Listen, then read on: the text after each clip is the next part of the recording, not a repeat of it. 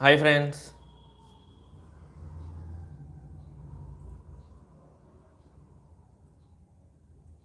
Hi friends.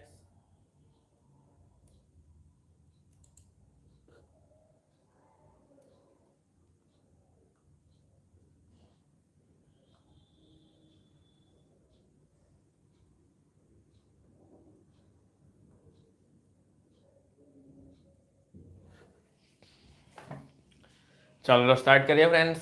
તો પાછા આપણા 12 વાગી ગયા છે અને બીજા દિવસે આજે આપણે પાછા મળ્યા છે કે એના માટે સેમ 6 જે સ્ટુડન્ટની 80 કેરી છે કાં તો જે સ્ટુડન્ટ રેગ્યુલર છે ને એના માટે બરાબર. આપણે આખું એક ચેપ્ટર ઉપકરણજ પત્ર પતાવી દીધેલું હતું અને પછી આપણે શું કરેલું છે, નિર્ણય ઘડતરના હિસાબો હવે એ ચાલુ કરેલું છે. નિર્ણય ઘડતરના હિસાબો માટે તમને ખબર જ છે 17 માર્કનું કે 16 માર્કનું મેં તમને કીધેલું છે એટલું પૂછાશે જ. મોટો દાખલો આ જ મેઇન પૂછાશે બરાબર છે. અને એમાં આપણે કેટલું ચલવેલું છે તો નિર્ણય ઘડતરમાં આપણે છે ને પહેલો ભાગ જે તમારા પહેલા ભાગમાં મેં તમને બધા સૂત્રો મોડે કરાવેલા હતા અને સૂત્રો કેવી રીતે યાદ રાખવાના એનો ઓરિજિનલ કોન્સેપ્ટ કે ભાઈ સૂત્ર આ જ રીતથી બનતા હોય એ ગોખાવાની રીત નહીં પણ જો યાદ રાખવાની રીતથી મેં તમને કરાવેલા હતા. એક એક પોઈન્ટની વ્યાખ્યા સમજાવેલી હતી તમને સૂત્ર મગજમાં એકદમ ફિટ કરાવી દીધેલા હતા. એટલે પહેલો ભાગ જોજો. પછી સેકન્ડ ભાગમાં આપણે પીવીઆર એટલે કે નફા જથ્થાના ગુણોત્તર કે જ્યારે તમારા દાખલામાં બે અલગ અલગ વર્ષની માહિતી આપેલી હોય ત્યારે શું કરવાનું એવા દાખલા. એટલે કાલે આપણે 2 દાખલા કર્યા અને આજે મેં તમને કીધું કે પહેલાં હું તમને એ રીતના બધા દાખલા કરાવી દેવા બરાબર છે. તો આજે આપણે એવો જ દાખલો કરવાનો છે અને જો અહીંયા મેં રકમ નથી લખી કારણ કે મારી પાસે ટાઈમ નહીં હતો એટલે હું હમણાં અહીંયા રકમ લખા બરાબર છે. એટલે તમે કન્ટિન્યુઅસ કરજો. મેં પણ રકમ લખા, તમે પણ તમારી નોટમાં રકમ લખજો બરાબર છે. એવી રીતે આપણે દાખલો કરવાનો છે અને આજે પણ આપણે એવી જ દાખલા કરશું આઈએમપી દાખલા કે જેમાં બે અલગ અલગ વર્ષની માહિતી આપેલી હોય પણ એમાં કેવું હોય કે નવા પોઈન્ટ આવ્યા. કાલે જે કર્યા એ પોઈન્ટ નહીં, એનાથી અલગ આવશે. ખબર પડી? કાલે આપણે જે પોઈન્ટ કર્યા એમાં કેવા હતા કે તમને પડતર હતું અને તમને એક દાખલામાં નફો વગેરે ખોટ આપી દીધેલી હતી બરાબર. એવી રીતે પછી આપણે ગણેલું હતું. પેલો પડતરવાળો દાખલો હતો ને પહેલો, એમાં આપણે શું કરેલું હતું, વેચાણ માઇનસ પડતર એટલે આપણે નફો મળેલો હતો. પછી એવી રીતે આપણે બે અલગ અલગ વર્ષની કરેલું હતું, સૂત્રો મળેલું હતું અને આજે એવો જ હશે પણ જરાક ડિફરન્ટ છે. એટલે દાખલાને અંત સુધી જોજો બરાબર. અને પહેલેના ભાગ જોજો તો તમને આ ભાગમાં ખબર પડશે બરાબર. ચલો સ્ટાર્ટ કરીએ. અને આપણા લાઈવ ક્લાસ છે એટલે જોજો તમે ખાસ બરાબર. લાઈવ લઈએ જ આપણે. એક મિનિટ કેમેરો સાફ કરી દો. ચાલો હવે ડેઈલી આપણા લાઈવ ક્લાસ છે.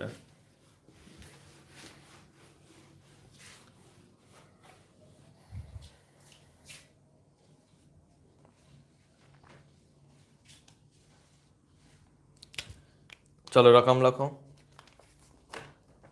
જો એકદમ આઈએમપી દાખલો છે ને આ દાખલો અલગ છે. હા ચલો રકમ લખીએ. આપણે ત્રીજો દાખલો આવ્યા છે બરાબર. 2 દાખલા આપણે પૂરા કરી નાખ્યા. ચલો ત્રીજો દાખલો લખો. રામ લિમિટેડની માહિતી નીચે મુજબ આપેલી છે. આ રકમ લખો. નાની જ રકમ છે એટલી બધી મોટી નથી. રામ લિમિટેડની માહિતી નીચે મુજબ આપેલી છે. તમે પણ મારી સાથે રકમ લખતા જાઓ કારણ કે મેં બધી નવી રકમ લખાવું છું બરાબર. ચોપડીમાં આપણી રકમ નહીં હોય. આ ચોપડીમાં આપણી રકમ જેવા દાખલા હશે પણ બેઠી આપણી રકમ નહીં હશે કારણ કે બધી જાતે બનાવેલી હોય ને એટલે. ચાલો રામ લિમિટેડની માહિતી નીચે મુજબ છે. ચલો અહીંયા લખો પહેલો વર્ષ. આપણે પેલી 2 માહિતીવાળા દાખલા કરીએ છીએ એટલે એ પાક્કા કરી દેજો પહેલાં. ચલો વર્ષ અહીંયા લખો પહેલાં 2023, અહીંયા લખો વર્ષ 2024. આ રકમ લખો છું મેં. અહીંયા તમને છે ને વેચાણ નથી આપ્યું પણ વેચેલ એકમો આપેલા છે. શું આપેલા છે? વેચેલ એકમો. આ જ પોઈન્ટ અમને તમને નવો સમજવાનો છે. હવે જ્યારે તમારા દાખલામાં વેચાણની જગ્યા પર છે ને વેચેલ એકમો આવશે ત્યારે તમારે શું કરવાનું? આ દાખલો મોસ્ટ ટાઈમ બી છે, નોંધ લખી દેજો ઉપર કે જ્યારે તમારા દાખલામાં વેચાણની જગ્યા પર 2 માહિતીવાળો દાખલો આવે પરંતુ વેચાણની જગ્યા પર તમને રકમમાં વેચેલ એકમો આપેલા હોય ડબલ માહિતીમાં, ત્યારે તમારે શું કરવાનું છે? તો ત્યારે તમને જોજો પહેલાં અહીંયા રકમ આપણે લખી દઈએ. 60,000 વેચેલ એકમ છે અને અહીંયા એક મિનિટ કેટલા છે? 14,000 એકમ છે અને અહીંયા કેટલા છે? 18,000 એકમ છે. કેટલા છે? 18,000 એકમ બરાબર. ચાલો અહીંયા પરિણામ છે. પરિણામ એમાં છે તમારે 20,000 રૂપિયાની ખોટ છે અને 20,000 રૂપિયાનો અહીંયા તમને નફો કહે છે બરાબર. અને તમને શું શોધવાનું કીધેલું છે એ જોઈએ. તો અહીંયા તમને કહે છે પહેલો સ્થિર ખર્ચા તો શોધવાના કહે જ છે અને મેં તમને કીધેલું છે કે જ્યારે ડબલ માહિતી આવશે ત્યારે સ્થિર ખર્ચા આવશે જ બરાબર. બીજું સમતૂત બિંદુ શોધવાનું કહે છે. અને આ સમજૂત બિંદુ કેમાં શોધવાનું છે? એકમોમાં શોધવાનું છે, બરાબર. ત્રીજું 10,000 એકમોના 10,000 એકમોના અહીંયા 20 કરી દો, 20,000 એકમો, 20,000 એકમોના વેચાણે થતો નફો, 20,000 એકમોના વેચાણ થતો, મેં રકમ જાતે બનાવી દો ને, એટલે 20,000 એકમોના વેચાણે થતો નફો. ચલો અને ચોથું 80,000 નો નફો કમાવવા જરૂરી વેચાણ ના એકમો શોધો. બરાબર છે. શું કહે છે કે 80,000નો નફો કમાવવા જરૂરી વેચાણના એકમો શોધો. ચલો આ તમારી રકમ થઈ ગઈ, બરાબર છે. આપણે રકમ લખી કાઢી છે મસ્ત એકદમ પરફેક્ટ. જોઈ લો અહીંયા આખી પાછી રકમ વાંચી લઈએ આપણે. જો રામ લિમિટેડની માહિતી નીચે મુજબ આપેલી છે. અહીંયા વર્ષ તમને 2023 અને 2024 આપેલું છે, બરાબર. અહીંયા તમને વેચેલ એકમો છે 14,000 અને કેટલા 18,000 આપેલા. કેટલા છે? 14,000 અને 18,000, બરાબર. અહીંયા પરિણામ તમને કેટલું છે? 20,000 ખોટ. જો ફ્રેન્ડ્સ હંમેશા યાદ રાખજો, ખોટ એટલે હંમેશા એ રકમ કેમાં છે? માઇનસમાં છે. ભલે અહીંયા તમને માઇનસ ચિહ્ન નથી, પણ અહીંયા લખી દઉં છું. જો ખોટ એટલે હંમેશા માઇનસ સમજવું અને નફો એટલે પ્લસ. તો અહીંયા 20,000 એટલે -20,000 સમજવા. કેટલા 20,000 છે? -20,000. જો અહીંયા મેં ચિહ્ન કરી દઉં છું -20,000 અને 20,000 નફો એટલે +20,000 સમજવા. હવે તમે એમ કહેશો કે સર આ દાખલો પણ કાલના જેવો જ તો આવ્યો, આમાં શું નવું આવ્યું? અરે ભાઈ, જ્યારે તમે કાલનો દાખલો જોઈ લો ને ત્યારે કોષ્ટકમાં તમે યાદ કરો, અહીંયા છે ને કુલ વેચાણ કે વેચાણ હતું, અને વેચાણ અને વેચેલ એકમમાં બહુ ફરક છે, બહુ ડિફરન્સ છે, બરાબર છે. આ દાખલો મોસ્ટ ઇમ્પોર્ટન્ટ લખજો કે જ્યારે ડબલ માહિતી છે, જ્યારે વર્ષ બંને અલગ અલગ છે, અને જ્યારે શું હોય એકમ આપેલો હોય. બે માહિતીમાં તમને એકમ આપેલા છે, ધ્યાન રાખજો. વેચાણ નથી આપ્યું, મારા શબ્દ સાંભળો બરાબર. તમને વેચાણ નથી આપ્યું પણ વેચાણ એકમ આપેલા છે. જો અહીંયા શું છે? વેચાણ આપવું જોઈએ, પણ જ્યારે અહીંયા વેચાણની જગ્યા પર વેચાણ એકમો આપેલા છે, વેચેલ એકમો, ત્યારે તમને પીવીઆરનું આખું સૂત્ર બદલાઈ જશે. ત્યારે પીવીઆરનું સૂત્ર બદલાઈ જશે, ધ્યાન રાખજો. વેચેલ એકમ આવશે ત્યારે. ચાલો તો પહેલાં નોન લખી દઈએ આપણે અહીંયા સાઈડ પર. જો મસ્ત નોન લખાવશે એકદમ. જોજો કે જ્યારે દાખલામાં નોન લખી દે ઉપર હાસ્યમાં રેડ પેનથી. જ્યારે દાખલામાં બે માહિતી આપી હોય, બે માહિતી એટલે 2 વર્ષ, 2 મહિના, 2 દિવસ, ગમે તે એમ 2 માહિતી આપી હોય ત્યારે અને લખજો 2 માહિતી આપી હોય અને અત્યારે છેકી કાઢો, અને વેચેલ એકમ આપેલા હોય, વેચેલ એકમ આપ્યા હોય ત્યારે પીવીઆરનું સૂત્ર એટલે કે નફા જથ્થાનું સૂત્ર, એમ પીવીઆરનું સૂત્ર નીચે મુજબ થઈ જશે. જો ફ્રેન્ડ્સ યાદ રાખજો કે જ્યારે તમારા દાખલામાં 2 માહિતી આપી હોય અને વેચેલ એકમ આપેલા હોય ત્યારે પીવીઆરનું સૂત્ર આખું બદલાઈને કયું થઈ જશે તો એ લખો. ત્યારે તમારું પીવીઆરનું સૂત્ર થશે પીવીઆર. આપણે ખબર પીવીઆરનું સૂત્ર આપણે શું લખતા? જો હું જૂનું લખું છું અહીંયા પહેલાં. જો હું તમને એકદમ પરફેક્ટ સમજાવવા. આપણું જૂનું પીવીઆરનું સૂત્ર શું હતું? 2 વર્ષની માહિતીમાં આપણે કાલે કયું લખેલું હતું? નફામાં ફેરફાર છેદમાં વેચાણમાં ફેરફાર. આપણે લખેલું હતું ને કાલે, બરાબર ને? ગુણ્યા 100 આવું કરેલું હતું ને. પરંતુ જો મેં આવું કેમ નહીં કરતો? કારણ કે અહીંયા છેદમાં વેચાણમાં ફેરફાર છે, અને આ દાખલામાં તો વેચાણ છે જ નહીં. આ દાખલામાં તો વેચાણની જગ્યા પર વેચાણ એકમો છે. તો જ્યારે વેચાણની જગ્યા પર વેચાણ એકમો હોય ત્યારે તમારે શું કરવાનું છે? તો ત્યારે તમને નવું સૂત્ર તમારું આ એપ્લાય કરવાનું. હવે જે મેં કહ્યું ને પીવીઆરનું સૂત્ર નીચે મુજબ બદલાઈ જાય. કયું? તો ત્યારે અહીંયા છે ને, જો આ પીવીઆર બરાબર આપણે કેવું લખતા હતા, તો આ પીવીઆર બરાબર અહીંયા તમારે શું લખી દેવાનું? પહેલા એકમ દીઠ ફાળો. પીવીઆરની જગ્યા પર તમારે એકમ દીઠ ફાળો ખાલી લખી દેવાનો, અને એકમ દીઠ ફાળોનું સૂત્ર અહીંયા કયું લખવાનું? જો આ પીવીઆર અહીંયા કરો પીવીઆર બરાબર, તો એની જગ્યા પર એકમ દીઠ ફાળો થઈ ગયો, નવું સૂત્ર આવી ગયું. જ્યારે આવું હોય ત્યારે એકમ દીઠ ફાળો બરાબર નફામાં ફેરફાર છેદમાં વેચાણ એકમમાં ફેરફાર. શું આવ્યું? વેચાણ એકમમાં ફેરફાર, અને ગુણ્યા 100 નથી કરવાના, ખાસ ધ્યાન રાખજો. બસ આ તમારું સૂત્ર થઈ ગયું. એટલે પીવીઆરનું સૂત્ર બદલાઈ ગયું. ક્યારે? કે જ્યારે વેચાણની જગ્યા પર શું છે? વેચાણ એકમો, બરાબર. ત્યારે શું આવ્યું? એકમ દીઠ ફાળો બરાબર નફામાં ફેરફાર. તો જો આમાં પણ હતો અને આમાં પણ છે, પણ છેદમાં શું આવી ગયું? વેચાણ એકમમાં ફેરફાર. ને અહીંયા ખાલી વેચાણમાં ફેરફાર જ હતો. અહીંયા ગુણ્યા 100 હતો તો અહીંયાથી ગુણ્યા 100 નીકળી ગયો. ખબર પડી? બસ આટલો જ ડિફરન્સ છે. અને અહીંયા પીવીઆરની જગ્યા પર એકમ દીઠ ફાળો લગાવે. એટલે જ્યાં આપણે પીવીઆર કરતા હતા ને ત્યાં હવે આપણે શું લખવાનું? એકમ દીઠ ફાળો. ક્યારે?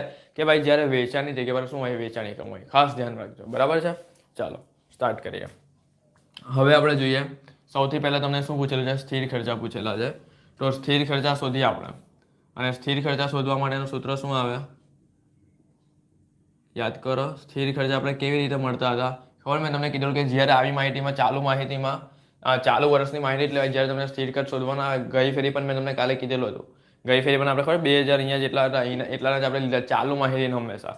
તો સ્થિર ખર્ચા હંમેશા ચાલુ માહિતી એટલે 2024ના શોધાય. અને જ્યારે પણ સ્થિર ખર્ચ આવે ત્યારે પેલા ખબર મેં તમને કોષ્ટક નહીં કીધેલું કે વેચાણ માઇનસ ચલિત ખર્ચ એટલે ફાળો મળે, ફાળો માઇનસ સ્થિર ખર્ચ એટલે નફો કે ખોટ. તો જે છેલ્લા 3 સ્ટેપ આવ્યા ને એ લઈ લેવાના. કયા? ફાળો માઇનસ સ્થિર ખર્ચ. તો આપણે અહીંયા જે નફો કે ખોટ હોય તે એમ. ચલો આપણે જોઈએ આ 3 માહિતી પાસે આપણે શું છે 3 માહિતીમાંથી. તો જો સ્થિર ખર્ચ આપણો જવાબ છે, આ આપણે શોધવાનું છે એટલે આ વચ્ચેનું આપણે શોધવાનું. અહીંયા ચાલુ વર્ષનું આપણે કરવાનું, હંમેશા યાદ રાખજો. કયા વર્ષનું? ચાલુ વર્ષનું. તો 2024નો નફો જો આ રહ્યો, આ 2024 અને એનો નફો કેટલો છે? 20,000. નફો છે એટલે 20,000 પ્લસ લખશું અને ખોટ એટલે તો માઇનસ કરતા હમણાં. તો પ્લસ 20,000 લખ્યા. સ્થિર ખર્ચ આપણે શોધવાનો છે, બરાબર. અને ફાળાનું સૂત્ર ખબર મેં અહીંયા તમને કીધેલું હતું, કયું આવે અહીંયા આવે ફાળાનું સૂત્ર આવશે વેચાણ એકમ આવે. શું આવે? વેચાણ એકમ ગુણ્યા પીવીઆરની જગ્યા પર શું લખાય? એકમ દીઠ ફાળો લખાય. ધ્યાન રાખજો, એકમ દીઠ ફાળો. જ્યારે પહેલે આપણે શું લખતા હતા? વેચાણ ગુણ્યા પીવીઆર. ક્યારે? કે જ્યારે વેચાણ હતું ત્યારે. હવે વેચાણ નથી પણ વેચાણની જગ્યા પર એકમ છે, ત્યારે અહીંયા પણ ફાળાનું સૂત્ર ચેન્જ થઈને કયું આવી જશે? જ્યાં વેચાણ હતું ત્યાં વેચાણ એકમ આવી જશે અને જ્યાં પીવીઆર હતું ત્યાં એકમ દીઠ ફાળો આવી જશે. બરાબર છે. ચલો હવે આપણી પાસે વેચાણ એકમ મોટો છે, કેટલા છે? 18,000. તો અહીંયા આપણે 18,000 લખ્યા. પરંતુ આ 18,000 ગુણ્યા ફ્રેન્ડ્સ એકમ દીઠ ફાળો કેટલો એ તો આપણે ખબર જ નથી. તો ચલો આપણે આ સૂત્ર મૂકીને એકમ દીઠ ફાળો લઈ આવીએ. તો એકમ દીઠ ફાળો બરાબર શું છે? નફામાં ફેરફાર અને એના છેદમાં જો વેચાણ એકમમાં ફેરફાર.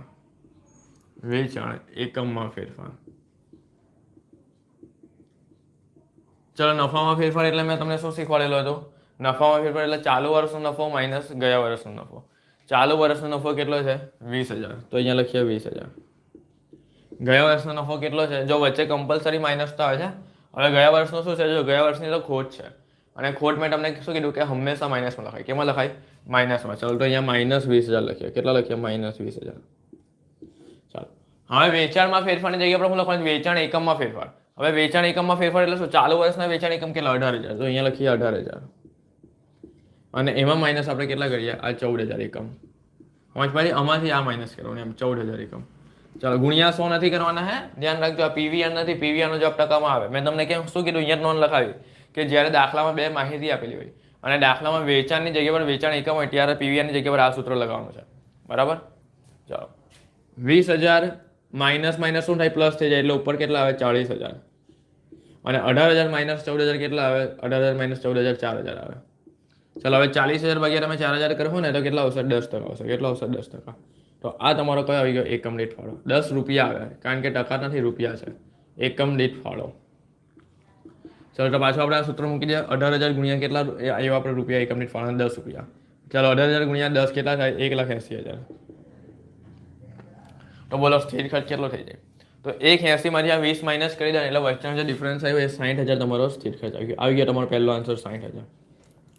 હવે મારે ચેક કરવું હોય તો કરી લેવાનું. જો 1,80 માંથી 60 જાય ને તો 20,000 જ આવશે. બોલો ખબર પડી ગઈ?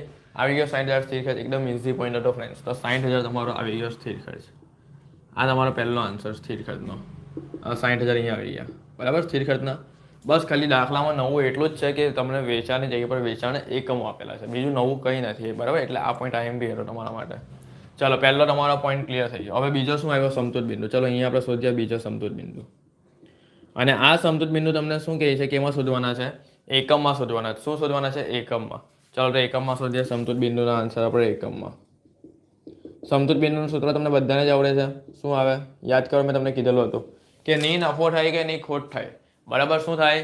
સમતુત બિંદુ કોને શોધાય? કેવી રીતે શોધાય? તો એની જગ્યાએ એની વ્યાખ્યા શું હતી? મેં તમને સમજાવી હતી કે ન નફો કે ન ખોટ એને સમતુત બિંદુ કહેવાય. અને સમતુત બિંદુમાં હંમેશા હું યાદ રાખવાનું કે ઉપર શું આવે? સ્થિર ખર્ચ આવશે. સ્થિર ખર્ચના છેદમાં હું લઈ લેવાનું? એકમ દીઠ ફાળો. એકમમાં શોધવાનું હોય ને ત્યારે. અને જો અમને રૂપિયા કહેતા તો છેદમાં પીવીઆર લે, પણ પીવીઆર તો છે જ નહીં આપણે, એટલે એ લોકો કમ્પલસરી એકમમાં જ પૂછેલું છે. ચાલો સ્થિર ખર્ચ પહેલા આપણે કેટલો લાવ્યા? હમણાં 60,000. તો 60,000 અહીંયા લખો.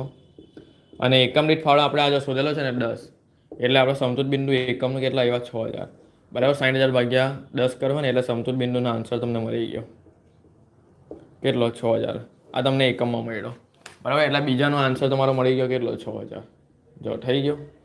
જો ફટાફટ કમ્પ્લીટ થઈ જાય ને. આવું બધું ક્યારે આવશે કે જ્યારે તમને સૂત્ર આવડતા હોય ને પાક્કા તો આવડે, બરાબર. અને સૂત્ર મેં કરાવ્યા છે તમને. ચલો હવે આપણે જોઈએ ત્રીજો દાખલો. આ બીજો પોઈન્ટ પતી ગયો હે આપણો. પહેલો પતી ગયો, બીજો હવાલો સોલ્વ થઈ ગયો. હવે ત્રીજો કરીએ. ચલો ત્રીજો અહીંયા કરીએ. ત્રીજામાં શું કહે છે તમને? જો 20000ના એકમે એમ કહે છે કે 20000 એકમ હોય, તમને 20000 એકમોનું વેચાણ કરવું હોય તો નફો શોધો. એમ જો આપણે કેવું પહેલાં ખબર કે 20000 રૂપિયાનું વેચાણ હોય તો નફો શોધો. જરૂરી વેચાણ એવું હોય ને 20000 રૂપિયાનું આપણે વેચાણ કરવું હોય તો નફો કેટલો થાય.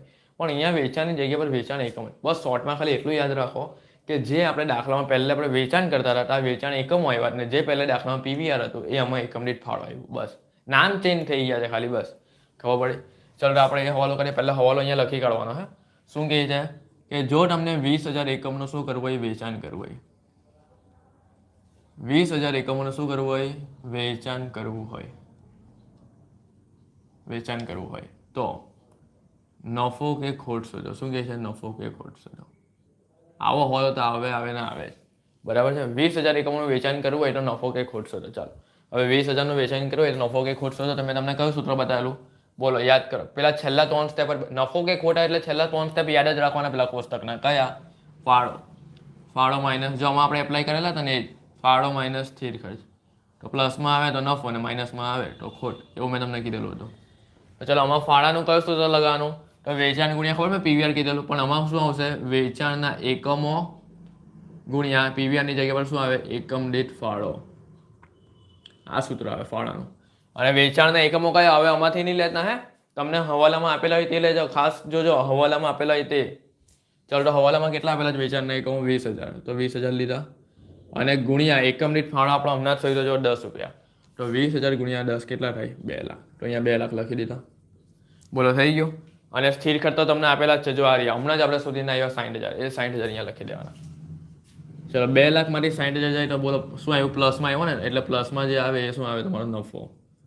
કેટલા આવે? 1,40,000. બરાબર. તો આ તમારો નફો આવી ગયો, પતી ગયો. જો કેટલું ઇઝી છે આ બધા દાખલા છે ને, ફટફટ બધા હમણાં પતી જાય. પણ ક્યારે કે તમને જ્યારે સૂત્ર આવડતા હોય ત્યારે તમે કન્ફ્યુઝ નહીં થવા જોઈએ, બરાબર. અને જો ફ્રેન્ડ્સ એકદમ વિડીયો આપણે જોજો અંત સુધી, તમને બહુ હેલ્પફુલ થશે આ બધા વિડીયો આપણા. પરીક્ષામાં, ઇન્ટરનલ કોલેજમાં બધામાં જ તમને આવડશે, બરાબર છે. ચલો આ 1,40,000 આવી ગયા. તો અહીંયા ત્રીજાનો પણ આપણો આન્સર મળી ગયો, 1,40,000 રૂપિયા નફો. ચલો હવે ચોથો કરીએ. ચોથો પણ આઈએમપી છે, જોઈએ અહીંયા. જો એમ જોઈએ ને કોઈ વસ્તુ આઈએમપી હોતું જ નથી. જે બધાને કંઈ ભાઈ આમને નહીં આવડતું, આ જરાક અઘરું છે, પણ એટલું યાદ રાખો કે જ્યારે તમને જે વસ્તુ નહીં આવડતું હોય ને ત્યારે આઈએમપી હોય, ત્યારે અઘરું હોય. પણ જ્યારે જે વસ્તુ આવડી ગયું ને ત્યારે એ વસ્તુ આઈએમપીમાંથી નીકળી જાય, ખબર પડી, ત્યારે તમારા માટે સહેલું બની જાય. એટલે બધા એમ નહીં કે મને આ વિષય અઘરો લાગે, સહેલો લાગે.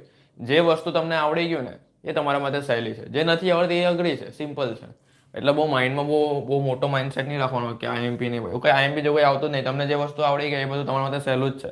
અને એટલું યાદ રાખજો, મારી એક જ વસ્તુ યાદ રાખવાની ખાલી, જો તમે સાચા હૃદયથી જ્યારે મહેનત કરવા લાગી ગયા ને, મારી એક મસ્ત તમને એક પોઈન્ટ કહું છું, તમને માઇન્ડસેટમાં લાઈફમાં તમે ઉતારી દેજો, બહુ તમને કામ લાગશે. આખી જિંદગીમાં બહુ કામ લાગશે. એટલે બહુ આવી સલાહ નહીં આપશે કોઈ. એક વાત કહું તમને, આજે રાત્રે અમને જો 12:15 વાગે ને 12:15, ભલે 5 જણ જોતા હોય ને મને, કે 50 જણ જોતા હોય, બરાબર, પણ 5 જણ બી જોતા હોય ને મારા ભણવાવાળા હશે, બરાબર. અને એટલું યાદ રાખજો કે જો કોઈની તાકાત નથી, એટલું યાદ રાખજો. કોઈ આ જેટલા જણ છે ને, જેટલા જણ, કોઈની તાકાત નથી કે કોઈ પણ તમારી મહેનત ઉપરથી કૂદકો મારીને જતું રહે, ખબર પડી. તમે સાચા હૃદયથી મહેનત કરીને, તમે સાચા હૃદયથી મહેનત કરી, એટલું યાદ રાખજો, કોઈની તાકાત નહીં કે તમને ફેલ કરી શકે, ખબર પડી. પણ તમારું બધું લખેલું સાચું હોવું જોઈએ સપ્લિમેન્ટરીમાં ત્યારે, બરાબર. એવું નહીં વિચારતા કે ભાઈ અમારે પાસ થશું, શું થશું. જો તમે એટી કેટી ના હોય કે રેગ્યુલર ના હોય, તમે મારા માટે મારા છોકરાઓ જ કહેવાઓ, બરાબર છે. ભલે અમને 12:15 વાગી ગઈ ને, તમે જોયું હશે ને, જો મેં લાઈવ ક્લાસ પાછળ છોકરાઓ નથી બેઠા, હું સ્પેશિયલ તમારા માટે 12 થી 1 લાઈવ ક્લાસ રાખું છું. એટલે એટલું યાદ રાખજો, કોઈનામાં તાકાત નહીં કે તમારી મહેનત પરથી કૂદકો મારને જતું રહે, બરાબર. જો આચાર હૃદયથી રાત્રે ઉજાગરા કરીને પણ મહેનત કરીને હશે ને, અને ગમે ત્યારે તમે હમણાં બેઠા હોય, બરાબર, મારાથી ગમે એટલા તમે દૂર હોય, બરાબર, પણ મેં હું વિચાર કે તમે મારી પાસે જ છો, ખબર પડી. અને જો ધ્યાન રાખજો, મહેનત એવી કરો ને કે પછી લોકો વાત કરે, ભાઈ કેવી મહેનત કરી હશે કે આજે આટલા ટકા લઈ આવ્યો, બરાબર છે. એટલે હું તમને હું તમારી સાથે જ છું, ચિંતા નહીં કરતા, છેલ્લે સુધી હાથ પકડા, બરાબર છે.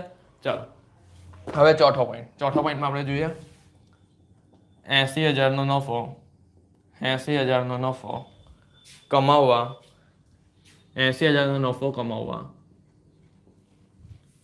જરૂરી વેચાણ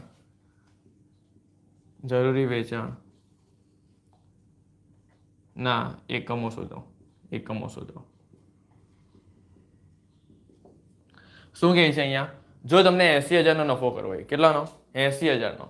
જો તમને 80,000નો નફો કમાવવો હોય, 80,000નો નફો કરવો હોય તો તમને કેટલા એકમો શોધવા પડે એમ, તો એમ તમને કેટલા એકમો બનાવવા પડે, વેચાણના શોધવા પડે એમ, કેટલા એકમો વેચવા પડે એમ. એકમો મેઇન શબ્દ શું છે? એકમો છે, બરાબર છે. એટલે અહીંયા તમને આ કયો હોલ આવ્યો ખબર? કે આગળ તમને ખબર, પેલું જૂનામાં વાત કરો, આપણે સૂત્રમાં શું કહેતા હતા કે આગળ નફો આપ્યો હોય ને પાછળ વેચાણ આપેલું હોય, પણ અહીંયા શું આપ્યું ખબર? પાછળ વેચાણની જગ્યાએ એ લોકોએ વેચાણ એકમ શબ્દ યુઝ કરેલો છે. તો ત્યારે આપણે શું કરવું? તો ચાલો આપણે સૌથી પહેલાં જરૂરી વેચાણનું સૂત્ર આપવાનું. પણ આ જરૂરી વેચાણ તમને કેમાં પૂછેલું છે? એકમમાં. એટલે એકમવાળું સૂત્ર આપવાનું. બોલો શું સૂત્ર હતું? યાદ છે એકમવાળું સૂત્ર? સ્થિર ખર્ચા વત્તા નફો છેદમાં પીવીઆર ની આવે. શું આવે? એકમમાં પૂછેલું છે એટલે એકમ દીઠ ફાળો આવશે, અને એ તો આપણે શોધેલો જ છે, બરાબર. ચલો સ્થિર ખર્ચ કેટલો છે? આ રહ્યો આપણો 60,000 વત્તા, બરાબર, અને નફો તમારો હવાલાનો લેવાનો 80,000, બરાબર, અને ભાગ્યા 10, કારણ કે સાહેબ એકમ દીઠ ફાળો આપણે 10 લાવેલા હતા. ચલો કેલ્સી લઈ લઈએ. 60,000 વત્તા 80,000 ભાગ્યા 10. 60,000 વત્તા 80,000 ભાગ્યા 10 કેટલા આવે છે? 14,000. તો 14,000 એકમ આવી ગયા. બસ થઈ ગયો. ચાલો ચાર હવાલા આપણે સોલ્વ કરી નાખ્યા, બરાબર. તો આખો દાખલો લખી કાઢો. જો હવે બંધ નથી કરી દેવાનો, હું કરાવવા આખો દાખલો 1 વાગ્યા આપણે કરવાનું જ છે, એટલે ટેન્શન નહીં લેતા, બરાબર. તમે સેટ થઈને તમારે બેસવાનું. ચલો હવે નેક્સ્ટ દાખલો ચાલુ કરીએ છીએ. આ દાખલો લખાઈ ગયો હશે, જો નહીં લખાયો હોય તો પહેલાં સ્ટોપ કરીને લખી દો, બરાબર. ખાલી વિડીયો નહીં જોયા કરતા, લખવાનું રાખ્યો સાથે. ચાલો એક દાખલો તો આપણે કરાવી નાખ્યો. ચાલો હવે બીજો દાખલો પકડીએ. આવો જ આપણે કોઈ જોઈએ બીજો દાખલો અઘરો હોય તો કરીએ. મેં બધા આઈએમપી દાખલા જ કરાવવા, હા, અને પરીક્ષામાં પૂછાય ને એવા કરાવવા. તમે તમારા ફ્રેન્ડોને એ બધાને કહેવો કે ભાઈ માં ખોડી એજ્યુકેશનમાં રાત્રે 12 વાગે લાઈવ થાય છે, એવી રીતે કહેવાનું. અને કોઈ 12 વાગે લાઈવ કરે પણ નહીં, આ તો આપણે ચેક કરીએ છીએ.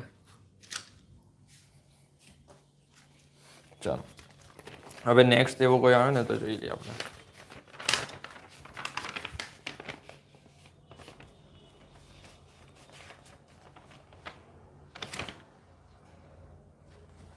ચાલો આ રહ્યો એક મળી ગયો છે, જોઈએ.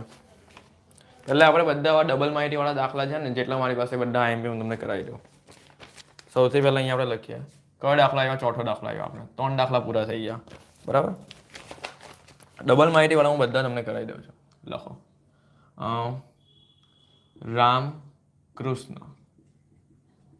રામકૃષ્ણ લિમિટેડ 2023 ના વર્ષ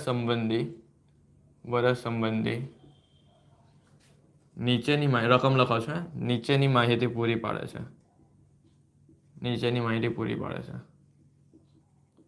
બરાબર. અહીંયા તમને તારીખ આપેલી છે, તારીખ 1/1/11 આપણે જરાક વર્ષ બદલી કરીએ. હમણાં તાજું વર્ષ આપણે 24 લઈ લઈએ. 1/1/24 થી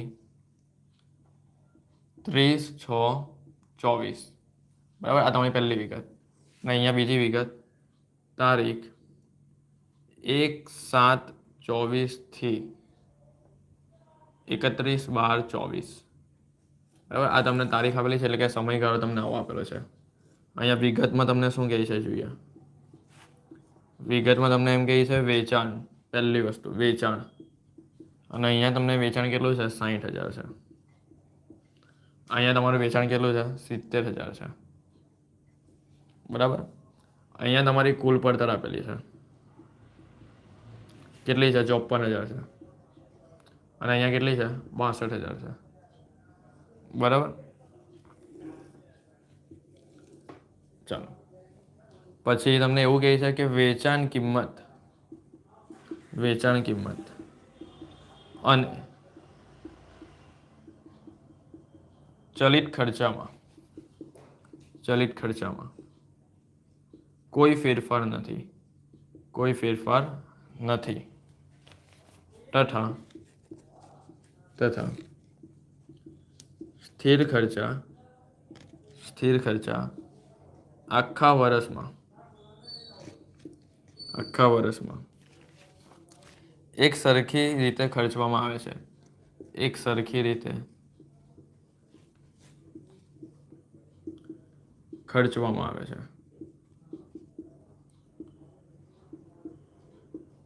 ચલો તો આપણે શોધવાનું શું છે તો જોઈએ. 2023ના 2024ની છે માહિતી. 2024ની છે. 2024ના આખા વર્ષ માટે ગણતરી કરો. ચલો પહેલું શું શોધવાનું છે? નફા જથ્થાનો ગુણોત્તર 2024 માટે. નફા જથ્થાનો ગુણોત્તર એટલે કે પીવીઆર આવે ને એ શોધવાનો છે. બીજું સ્થિર ખર્ચ શોધવાનો છે. ત્રીજું સમતૂર બિંદુએ શું શોધવાનું છે? વેચાણ શોધવાનું છે. સમતૂર બિંદુએ વેચાણ. અને ચોથું સલામતી ગાળો શોધવાનો છે. સલામતી ગાળો થઈ ગયો ફ્રેન્ડ્સ. તો આટલું તમારે શોધવાનું આવ્યું. કેટલો આવ્યો? આટલો. જો હવે આપણે પહેલાં રકમ સમજી લઈએ. આખી રકમ આપણે લખી દીધી છે, બરાબર.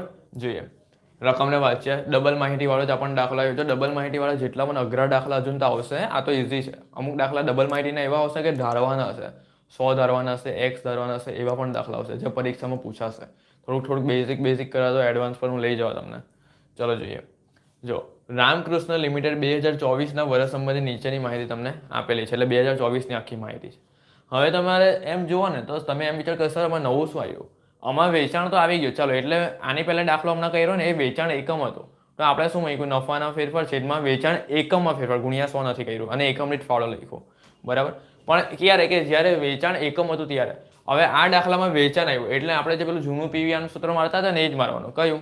નફામાં ફેરફાર છેદમાં વેચાણમાં ફેરફાર ગુણ્યા 100 વાળું. હવે એ જ સૂત્ર રેગ્યુલર વાળું આવે, બરાબર છે. કારણ કે અહીંયા દાખલામાં શું છે? વેચાણ. પણ અહીંયા પાછું કુલ પડતર આવેલી છે. હવે આપણે તો સૂત્રમાં શું લખીએ? પહેલા નફામાં ફેરફાર એટલે આપણે નફો જોઈએ ને અંશમાં. ખબર આપણે નફો જોઈએ તો નફો કેવી રીતે મળે? તો 60,000 માઇનસ તમે 54,000 કરી દો ને તો તમને છે ને આ પહેલી માહિતીનો નફો કેટલો મળી જાય ખબર? અહીંયા હું લખી દઉં નફો 60,000 માઇનસ 54,000 એટલે તમને અહીંયાનો નફો મળશે કેટલો? 6,000 રૂપિયા. 6,000 રૂપિયા નફો મળે. અને અહીંયાનો નફો કેટલો મળે? 70,000 માઇનસ 62,000. 70 માઇનસ 62 8,000 જેવો મળશે, બરાબર. 8,000 નફો કરી લેવાનું. કેલ્શિયમ ભલે આવડતું એને કરી લેવાનું, ભૂલ નહીં પડવી જોઈએ. ચાલો 8,000 નફો આવી ગયો. ચાલો બંનેનો નફો પણ આવી ગયો અને બંનેનું વેચાણ પણ છે. મેઇન તો આપણે વેચાણ અને નફાનું જ કામ છે, પડતરનું કોઈ કામ નથી. એટલે અહીંયા નફાની જરૂર હતી પણ નફાની જગ્યાએ તમને પડતર આપેલી હતી. હવે તમે એમ વિચારશો સર કે આ વચ્ચે તારીખવાળું શું આવ્યું? આમાં તો કોઈ યર આવ્યા જ નહીં કે કોઈ મહિના આવ્યા જ નહીં. તો તમે કઈ આને કહી શકો કે આ ડબલ માહિતીવાળો દાખલો છે? તો જો ફ્રેન્ડ્સ, ડબલ માહિતી કોને કહેવાય? કે તમને બે અલગ અલગ સમયગાળો આપેલો હોય, બે અલગ અલગ વિગત આપેલી હોય, બે અલગ અલગ તમને વેચાણ આપેલું હોય. તો જો આમાં જો 60,000 ને 70,000 વેચાણ તમને આપેલું છે. આ બે વેચાણ થયું. પ્લસ બે સમયગાળો કોને કહે ખબર? કે આ પહેલું જે વેચાણ તમને આપેલું છે ને, પહેલું વેચાણ એ 1/1/24 થી 30/6/24 છે. વર્ષ તો તમારું 2024 જ છે. પણ વર્ષ 2024માં પહેલા 6 મહિના જે કહેવાય ને, 1 જાન્યુઆરીથી 30મી જૂન, એ 6 મહિનાનું તમારું વેચાણ આપેલું છે. અને પછી બીજા 6 મહિના એટલે કે 1 જુલાઈથી 31મી 12 ડિસેમ્બર 2024ની. એટલે જુલાઈ મહિનાની 1 તારીખ અને 31મી ડિસેમ્બરની છેલ્લી તારીખ, એમ તમારી 2024ના યરની. એટલે આ જે માહિતી છે એ પહેલા 6 વર્ષની માહિતી, પહેલા 6 મહિનાની માહિતી થઈ અને આ માહિતી બીજા 6 મહિનાની માહિતી થઈ. જો આવી ગઈ બે માહિતી. અને અમારી આપણે ખબર પેલું કરીએ ચાલુ માહિતી માઇનસ ગઈ માહિતી, ચાલુ વર્ષ માઇનસ. એટલે ચાલુ માહિતી એટલે કઈ કહેવાય? આ છેલ્લી વાળી ચાલુ માહિતી કહેવાય. અને ગઈ માહિતી એટલે આ કહેવાય. એટલે આમાંથી આ માઇનસ કરવાનું આવે, હંમેશા યાદ રાખજો. જે રીતે હમણાં કેવું અહીંયા 2022 અહીંયા 2023 હોય તો આપણે શું કરીએ? ચાલુ વર્ષ એટલે 2023 અને ગયું વર્ષ એટલે 2022. તો ચાલુ વર્ષ માઇનસ ગયું વર્ષ. એવી રીતે ચાલુ માહિતી માઇનસ ગઈ માહિતી. જો આપણે બધા પોઈન્ટ એકદમ ડિટેલ્સમાં જોવાના છે. હું તમને નાના પોઈન્ટ જે આવે ને એ બધા ક્લિયર કરાવી દેવા, બરાબર છે. એવું નહીં કે ઉપરથી સમજાવી દેવા, નાના પોઈન્ટ પણ તમારે ક્લિયર કરાવવા. ચાલો જુઓ. તો સૌથી પહેલાં તમને છે ને અહીંયા પીવીઆર પૂછેલું. શું પૂછેલું છે? પીવીઆર. તો પીવીઆરનું આપણે અહીંયા સૂત્ર લગાવીએ. પીવીઆર એટલે કે નફા જથ્થાનો ગુણોત્તર. આમાં કયું સૂત્ર આવશે બોલો? ચાલો તો અહીંયા આવશે નફામાં ફેરફાર. આમાં તો એ જ આવે અને વેચાણમાં ફેરફાર. આમાં કંઈ વેચાણ એકમ નથી આપ્યા કે આપણે નીચે એકમ લઈએ. વેચાણમાં ફેરફાર ગુણ્યા 100. ચલો હવે નફામાં ફેરફાર એટલે શું? તો ચાલુ વર્ષનો નફો કેટલો છે? જો 8,000. ચાલુ વર્ષ એટલે ચાલુ માહિતી કહેવાય, એટલે આ 8,000 અને ગઈ માહિતી એટલે 6,000. તો એ બંનેનો ડિફરન્સ કેટલો ગયો? 2,000. 8,000 માઇનસ 6,000 કરવાના. ચલો હવે વેચાણમાં ફેરફાર એટલે કેટલા? તો ચાલુ માહિતીના વેચાણ છે 70,000 અને ગઈ માહિતીના વેચાણ છે કેટલા? 60,000. તો 70,000 માઇનસ 60,000 કેટલા થાય? 10,000. આ થઈ ગયો વેચાણમાં ફેરફાર અને ગુણ્યા 100. ચલો કેલ્સી લઈ લઈએ, આપણે કરીએ 2,000 ભાગ્યા 10,000 ગુણ્યા 100. 20% આવ્યા. પીવીઆર કેટલો આવ્યો? 20%. એટલે પહેલો આન્સર તમને મળી ગયો 20%. બોલો, ખબર પડી ગઈ? જો કેટલું ઇઝી સમજાયું. મારે મેઇન ખાલી એટલું સમજાવવાનું હતું કે છે ને તમારો એક વર્ષનો દાખલો પણ આવે કે જેમાં 6 મહિનાનો ગેપ પડેલો હોય, બરાબર. તો આજે 6 મહિનાના ગેપવાળો દાખલો કરાવ્યો તમને, એટલે આ કોન્સેપ્ટ પણ તમારો ક્લિયર થઈ જાય, બરાબર છે. ચલો હવે બીજું તમને શું પૂછેલું? સ્થિર ખર્ચ. જોયું? સ્થિર ખર્ચ તો તમને આપેલું જ હોય. મેં તમને નહીં કીધું કે ડબલ માહિતીવાળા દાખલા આવે ને ત્યારે હંમેશા યાદ રાખજો સ્થિર ખર્ચ આવશે જ. અને એ સ્થિર ખર્ચ હંમેશા મેં તમને શું કીધું? ચાલુ માહિતીનો શોધાય. ચાલુ માહિતી એટલે ચાલુ વર્ષ, એટલે આ છેલ્લી માહિતીનો સ્થિર ખર્ચ શોધાય. હંમેશા યાદ રાખજો. ચલો તો અહીંયા આપણે સેકન્ડ નંબર પર લખીએ સ્થિર ખર્ચ. અને સ્થિર ખર્ચ હંમેશા કઈ તારીખનો? તો 1/7/24 થી 31/12/24 સુધી, એટલે કે ચાલુ માહિતી, આ છેલ્લી માહિતીનો શોધાય. જે હાલમાં હમણાં ચાલુ છે એનો સ્થિર ખર્ચ શોધાય. અને સ્થિર ખર્ચ માટેના છેલ્લા 3 પોઈન્ટ મેં તમને કીધેલા ને, ફાળો માઇનસ સ્થિર ખર્ચ, આ આપણે શોધવાનું છે, બરાબર. એટલે તમને નફો મળે કાં તો ખોટ મળે. તો ચાલો આ 3 માહિતી પાસે આપણે શું છે? તો આપણે ચાલુ માહિતી એટલે આ કહેવાય. તો ચાલુ માહિતીનો જો નફો આપણો કેટલો છે? 8,000. એ 8,000 તમારે અહીંયા લખી દેવાના. આ લખી દીધા 8,000, બરાબર છે. હવે ખબર ફાળા શોધવાનું સૂત્ર મેં આપણે શું કીધેલું? વેચાણ ગુણ્યા પીવીઆર. હવે આમાં પેલું એકમ દીઠ ફાળો નહીં લખતા, એ તો ગયા દાખલામાં એકમ હતું એટલે કરેલો. વેચાણ ગુણ્યા શું કરવાનું? પીવીઆર.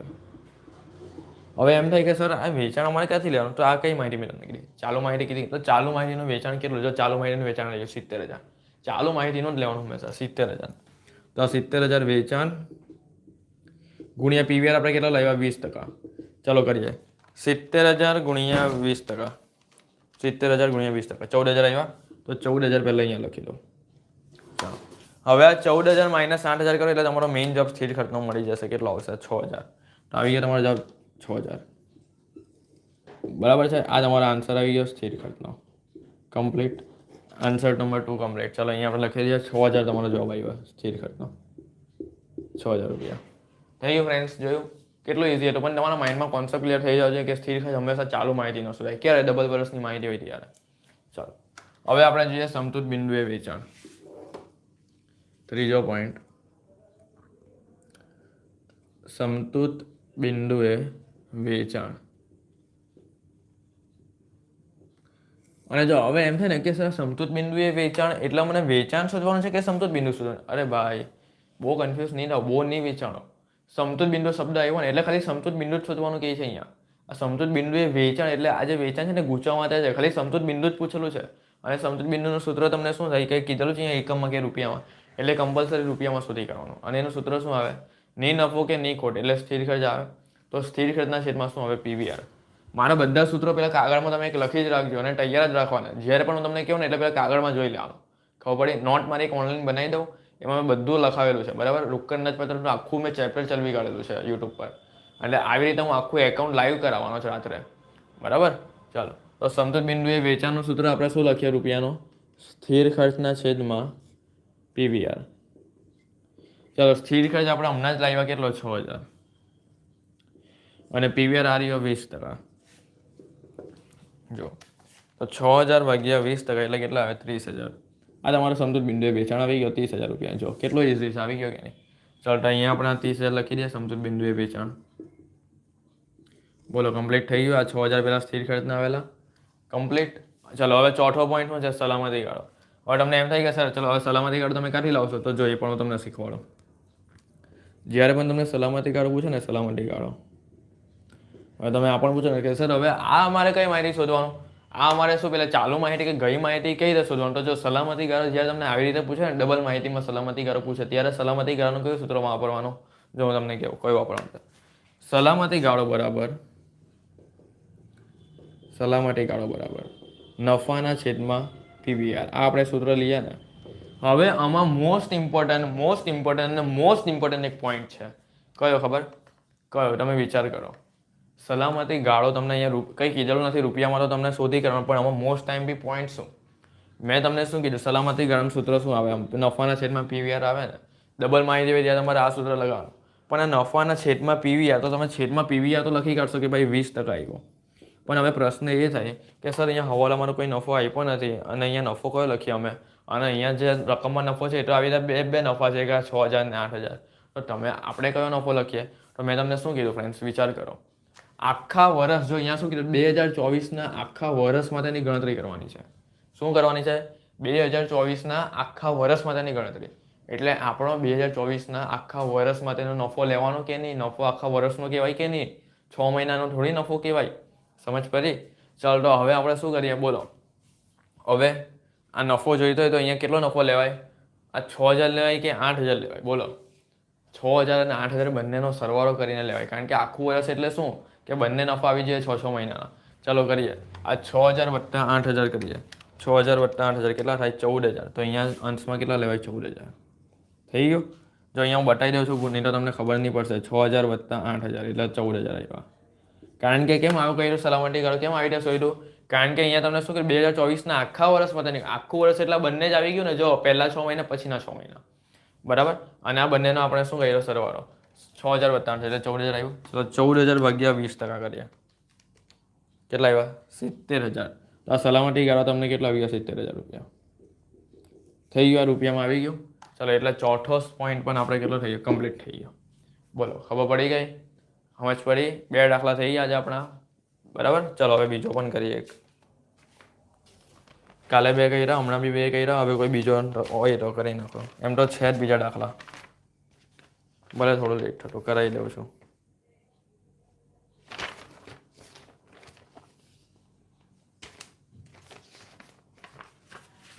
ચલો એક બીજો દાખલો તમને કરાવી દઉં. 1 વાગે આપણે રજા લઈએ. આ દાખલો લખી દેજો નોટમાં પહેલા. હવે આવો જ એક બીજો દાખલો કરીએ. હવે જોઈએ એમાં શું નવું આપેલું છે. 5મો દાખલો આવ્યો.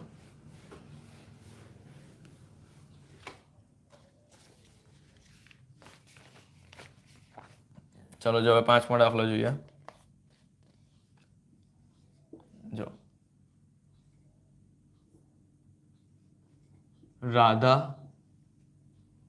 રાધાએ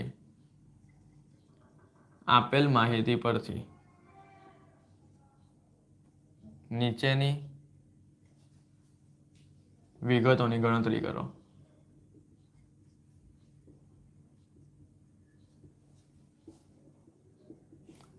રાધા લિમિટેડે આપેલી માહિતી પરથી નીચેની વિગતોની ગણતરી કરો. ચલો અહીંયા તમને શું આપેલી છે? માસ આપેલો છે. અહીંયા તમને વેચાણ પણ કેમાં આપેલું? જો કાઉન્સમાં તમને અહીંયા એવું કહે છે કે એકમમાં. જો પાછું આ એકમ વાળું આવ્યું. હા, એટલે આની પહેલે જે દાખલો હમણાં કર્યો ને એ વેચાણ વાળો હતો. એની પહેલેનો આપણે સ્ટાર્ટિંગનો જે દાખલો કર્યો ને, સ્ટાર્ટિંગનો એકમ દીઠ ફાળાવાળો, હમણાં લેક્ચરમાં સ્ટાર્ટિંગનો આ એવો દાખલો પાછો આવ્યો. એટલે રિવિઝન માટે લીધો બીજો દાખલો. ચલો જોઈએ. અને આ દાખલામાં તમારે કાંઈ નવો પોઈન્ટ આવી જાય તો એટલા માટે જોજો ધ્યાનથી. વેચાણ એકમો છે. અને અહીંયા તમે ધ્યાનથી જોજો શું આવશે. તે નફો એટલે આપણે પ્લસ હોઈએ, અથવા નુકસાન હોય એટલે શું આવે? માઇનસ આવે. બરાબર. આ આપણે જોઈ લો. નુકસાન છે એટલે શું આવે? માઇનસ. ચલો અહીંયા તમને આપેલું છે એપ્રિલ 2024, બરાબર છે. અને અહીંયા તમને આપેલું છે મે 2024, બરાબર છે. ચલો અહીંયા તમારે એકમ છે 1200 એકમ, અને અહીંયા તમારા એકમ છે 1600 એકમ. અહીંયા તમારું નુકસાન છે એટલે માઇનસમાં કહે છે 2400. અહીંયા તમારો નફો કહે છે, અહીંયા તમારો નફો છે 16,800, બરાબર. આ તમારી 2 માહિતી થઈ ગઈ અલગ અલગ. અહીંયા જોઈને અહીંયા તમને 2 માસ અલગ અલગ આપેલા છે ને, મે અને એપ્રિલ. આપણે 2 વર્ષના દાખલા કર્યા, બરાબર છે પહેલે. હવે બે બે પેલા 6 મહિનાના પણ દાખલા કર્યા, હવે અહીંયા 2 મહિનાના દાખલા, એટલે ગમે તે પ્રકારના દાખલા તમને આવડે. હવે એવા દાખલા પણ કરશું કે જેમાં 2 દિવસ આપેલા હોય, બરાબર છે, એ પણ આઈએમપી છે. ચલો, અને અહીંયા અહીંયા નવું શું આવે છે જુઓ. અહીંયા તમને એકમ દીઠ વેચાણ કિંમત આપે. શું આવે છે? એકમ દીઠ વેચાણ કિંમત. આ નવું આવ્યું ને, જો અહીંયા એકમ દીઠ વેચાણ કિંમત છે તમારી 240 રૂપિયા. કેટલી છે? 240 રૂપિયા છે. ચલો, સૌથી પહેલાં અહીંયા તમને શોધવાનું કહે છે સ્થિર ખર્ચ. જો સ્થિર ખર્ચ તો આવી જ ગયું ને, સ્થિર ખર્ચ બધામાં જ આવશે. બીજું અહીંયા તમને એમ કહે છે કે સમતુત બિંદુએ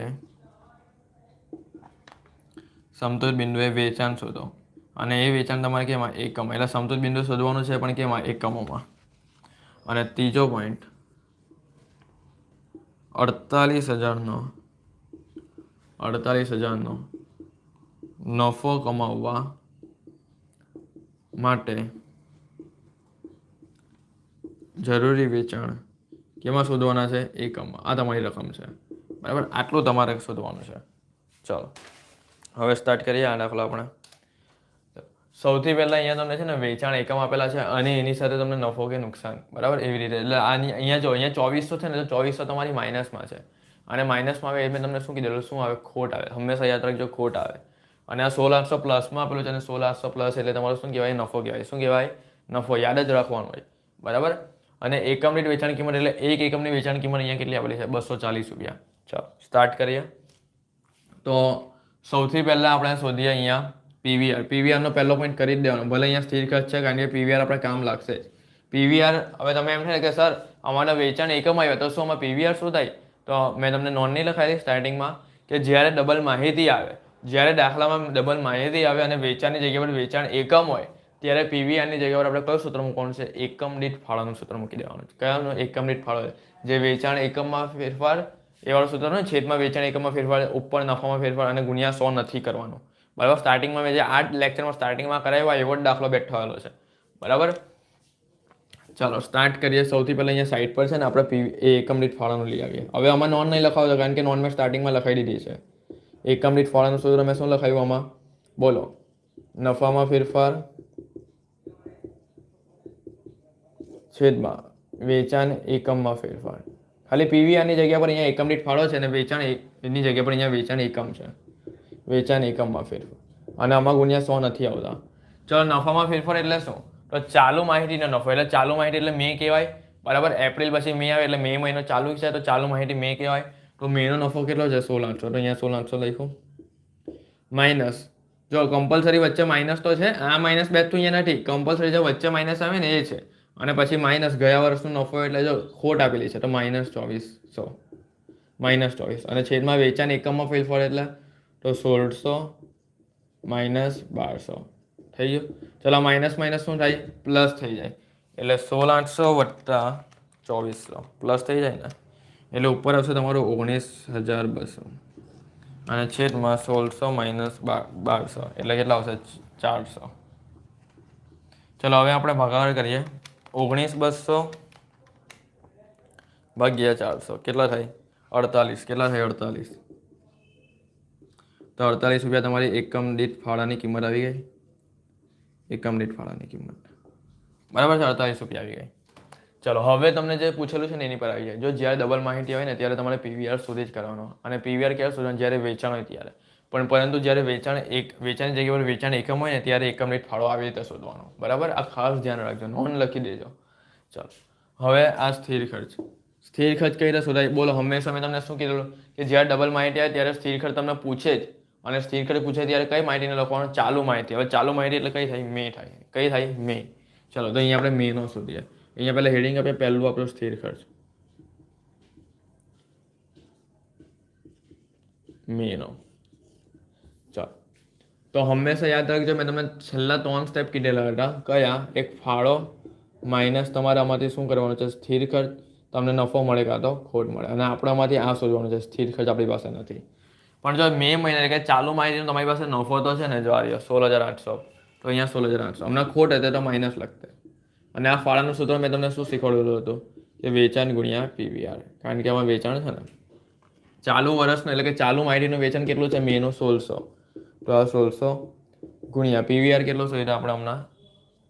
જો પીવીઆર એટલે કે જો ફ્રેન્ડ્સ, હા અમારે તો વેચાણ ગુણ્યા પીવીઆર નહીં લેવાય ને, આમાં શું લેવાય?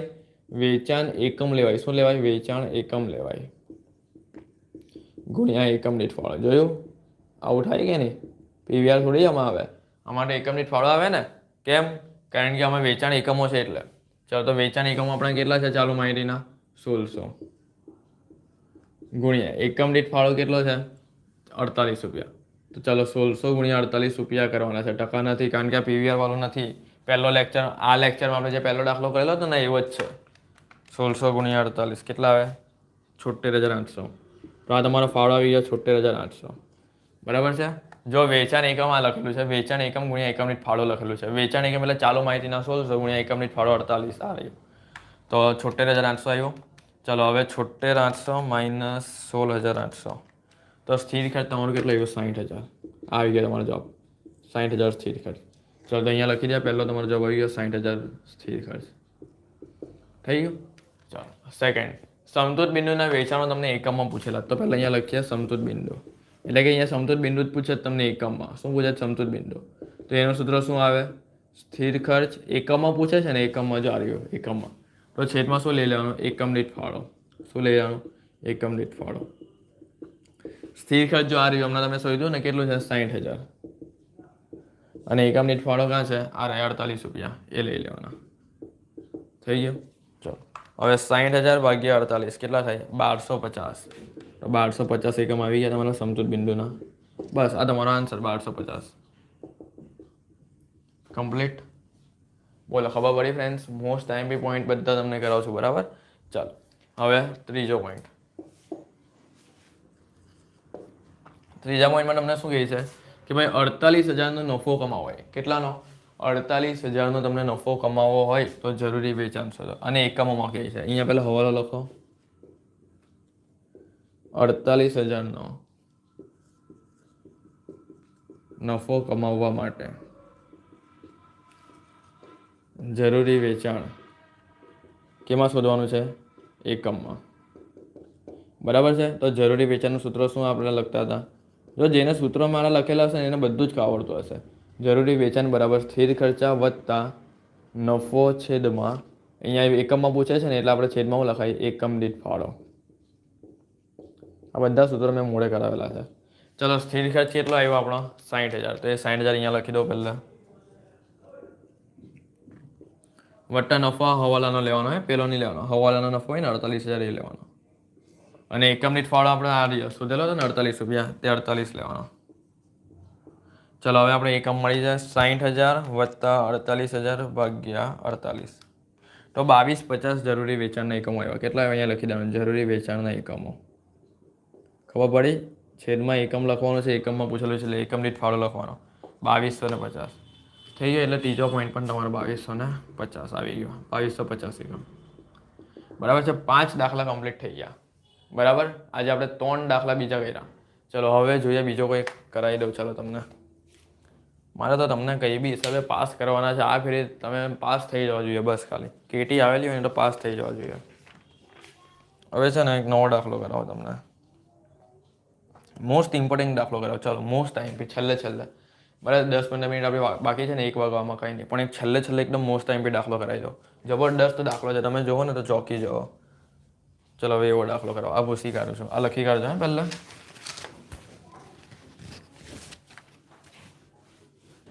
અને જેવું લાઈવ લેક્ચર પટે ને એટલે તમને મારી હાજરી આપવાની છે. મેં તમને કાલે પણ કીધેલું હતું કે જે પણ સ્ટુડન્ટ છે ને અમને લાઈવમાં મને જોતો હોય, ભલે 3 સ્ટુડન્ટ હોય, 5 સ્ટુડન્ટ હોય, ગમે એટલા હોય, બરાબર કે 50 થતા હોય, જેટલા જણ લાઈવમાં જોડાય ને એટલા જણે છે ને મને હાજરી આપવાની. ક્યાં? વોટ્સએપ પર કે અમે લાઈવ ક્લાસમાં જોડાઈએ છીએ સર, એવી રીતે યસ કરીને હાજરી આપી દેવાની. સેમ 6 લાઈવ ક્લાસ એવી રીતે. એટલે મેં સમજી જવા.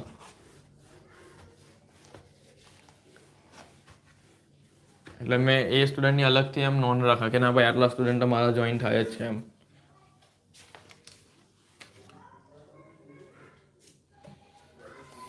ચલો હજુ એક દાખલો કરાવી દો તમને મોસ્ટ ટાઈમ પે. જો આ કેવું છે, પેલું રેકોર્ડેડ લેક્ચર હોય એટલે કેવું કે ભાઈ આટલા જ વિડીયો આવે ને તમને વિડીયોની રાહ જોયા કરે. આટલું લાઈવ ક્લાસ છે. લાઈવ ક્લાસમાં મારી મરજીથી તમને અહીંયા જો જાતે રકમ ઉતારીને કરાવશું. ખબર પડી? એટલે આ બહુ એમ સારું કહેવાય તમારા માટે કે તમને લાઈવ ભણવામાં આવે છે અહીંયા. ચલો હવે કેટલામાં દાખલો આવ્યો? આપણે 5 દાખલા પતી ગયા ને. આપણે પહેલા ભાગમાં 2 કરેલા હતા અને આજે હમણાં બીજા 3 અને આ ચોથો હું કરાવું છું, બરાબર. એટલે આજના દિવસમાં આપણા ચોથો દાખલો કહેવાય. એટલે ટોટલ આપણા છઠ્ઠો દાખલો આવ્યો. કેટલામાં આવ્યો? છઠ્ઠો દાખલો આવ્યો. ચલો લખો છો.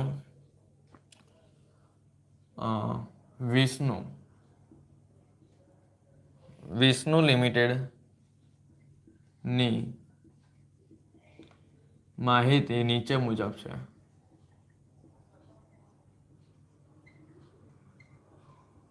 વિષ્ણુ લિમિટેડની માહિતી નીચે મુજબ આપેલી છે, બરાબર. મોસ્ટ ઇમ્પોર્ટન્ટ છે. જો હવે હું તમને દિવસનો દાખલો કરાવું છું, દિવસનો.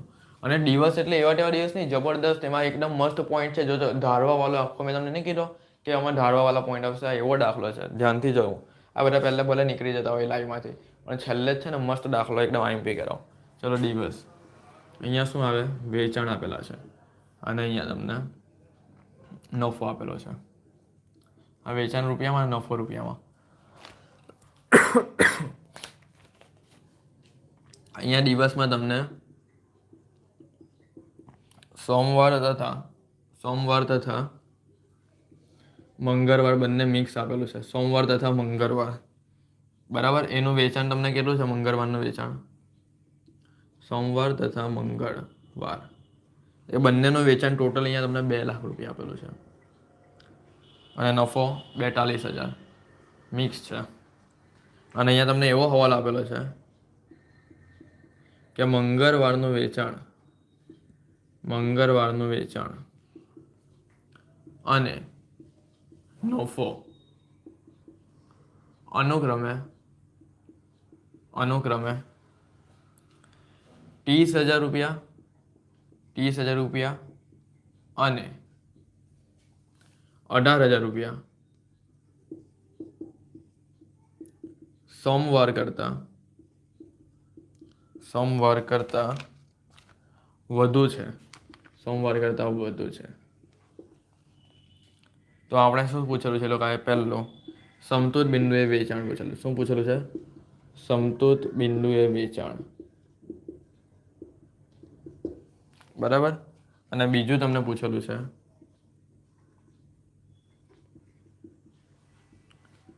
બુધવારના દિવસે 60,000 રૂપિયાનું વેચાણ થયું છે. આ માર્કરમાં, જો માર્કરમાં ઇંક પણ પતી ગઈ આપણે, બોલો. 60,000 રૂપિયાનું વેચાણ થયું છે.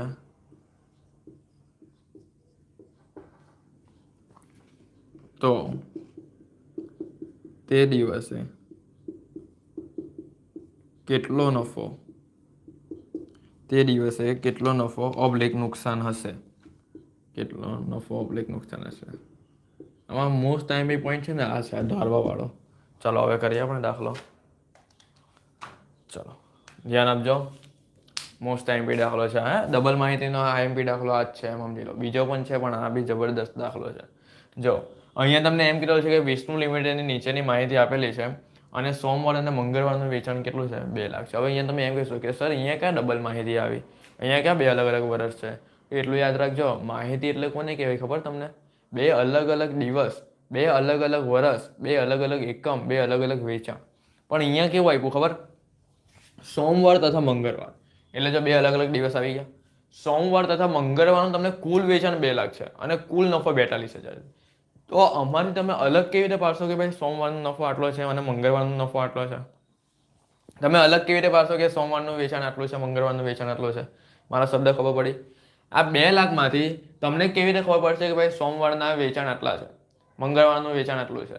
મત પડી? 42,000માંથી સોમવારનો નફો કેટલો છે, મંગળવારનો નફો કેટલો છે, એ તમને નથી ખબર ને. પણ તમને અહીંયા છે ને કે લોકો એવું વાક્ય કીધેલું છે કે જે મંગળવારનું વેચાણ છે ને અને નફો અનુક્રમે, એટલે કે વેચાણમાં 30,000 અને નફોમાં 18,000, એ સોમવાર કરતા વધુ છે. શું છે? સોમવાર કરતા વધુ છે. એટલે મેં તમને ખબર કીધેલું હતું બહુ પહેલા. આપણે ખબર પેલો આપણે ગુણોત્તર વિશ્લેષણ જે સેમ 5 આપણે મારી યારે જેટલા જણ જોડાયેલા એમાં તમને ખબર હોય, મેં એવો પોઈન્ટ પહેલા સમજાવતો હતો બહુ પહેલા કે કરતા. શું શબ્દ આવે? કરતા, ના, પર, થી, આવા બધા શબ્દો હોય ને નોન લખી દેવાનો. જો તમે નોન લખી દેજો. કેવા શબ્દ તમારા વાક્ય ધારવાવાળા શબ્દમાં છે ને બહુ બધા કન્ફ્યુઝન થાય બધા. જો ઉપર નોન લખી દો. કરતા શબ્દ તમારા વાક્યમાં શું હોય? કરતા. પર શબ્દ હોય શું હોય? પર.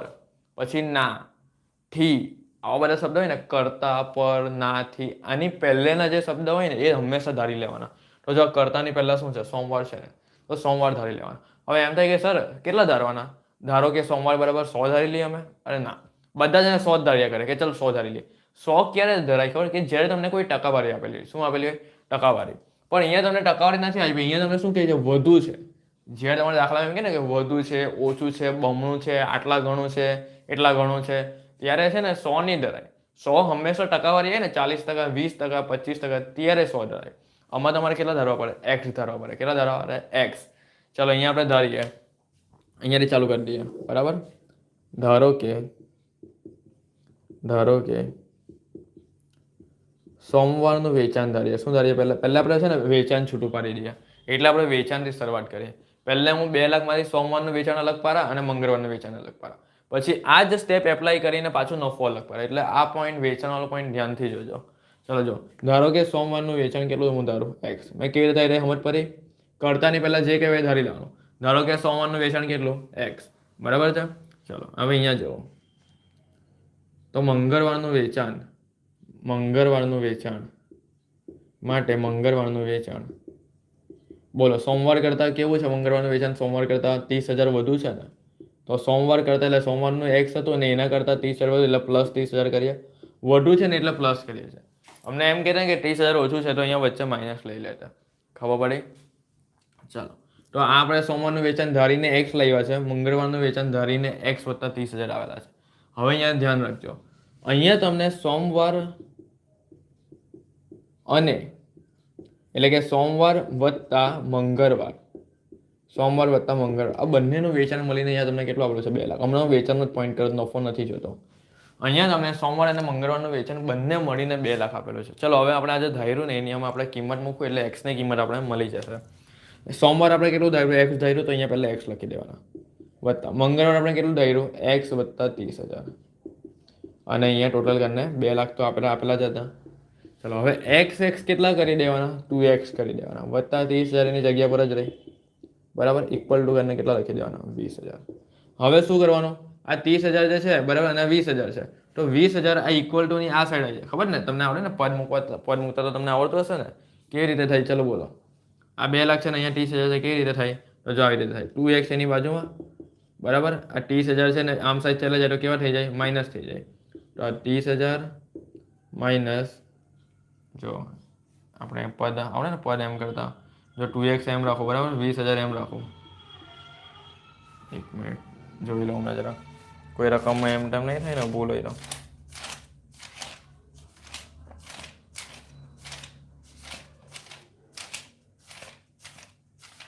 મને લાગતી હોય કે ભૂલ હોય તો હું જોઈ જ લઉં, તમને ખોટું તો શીખવાડું જ નહીં.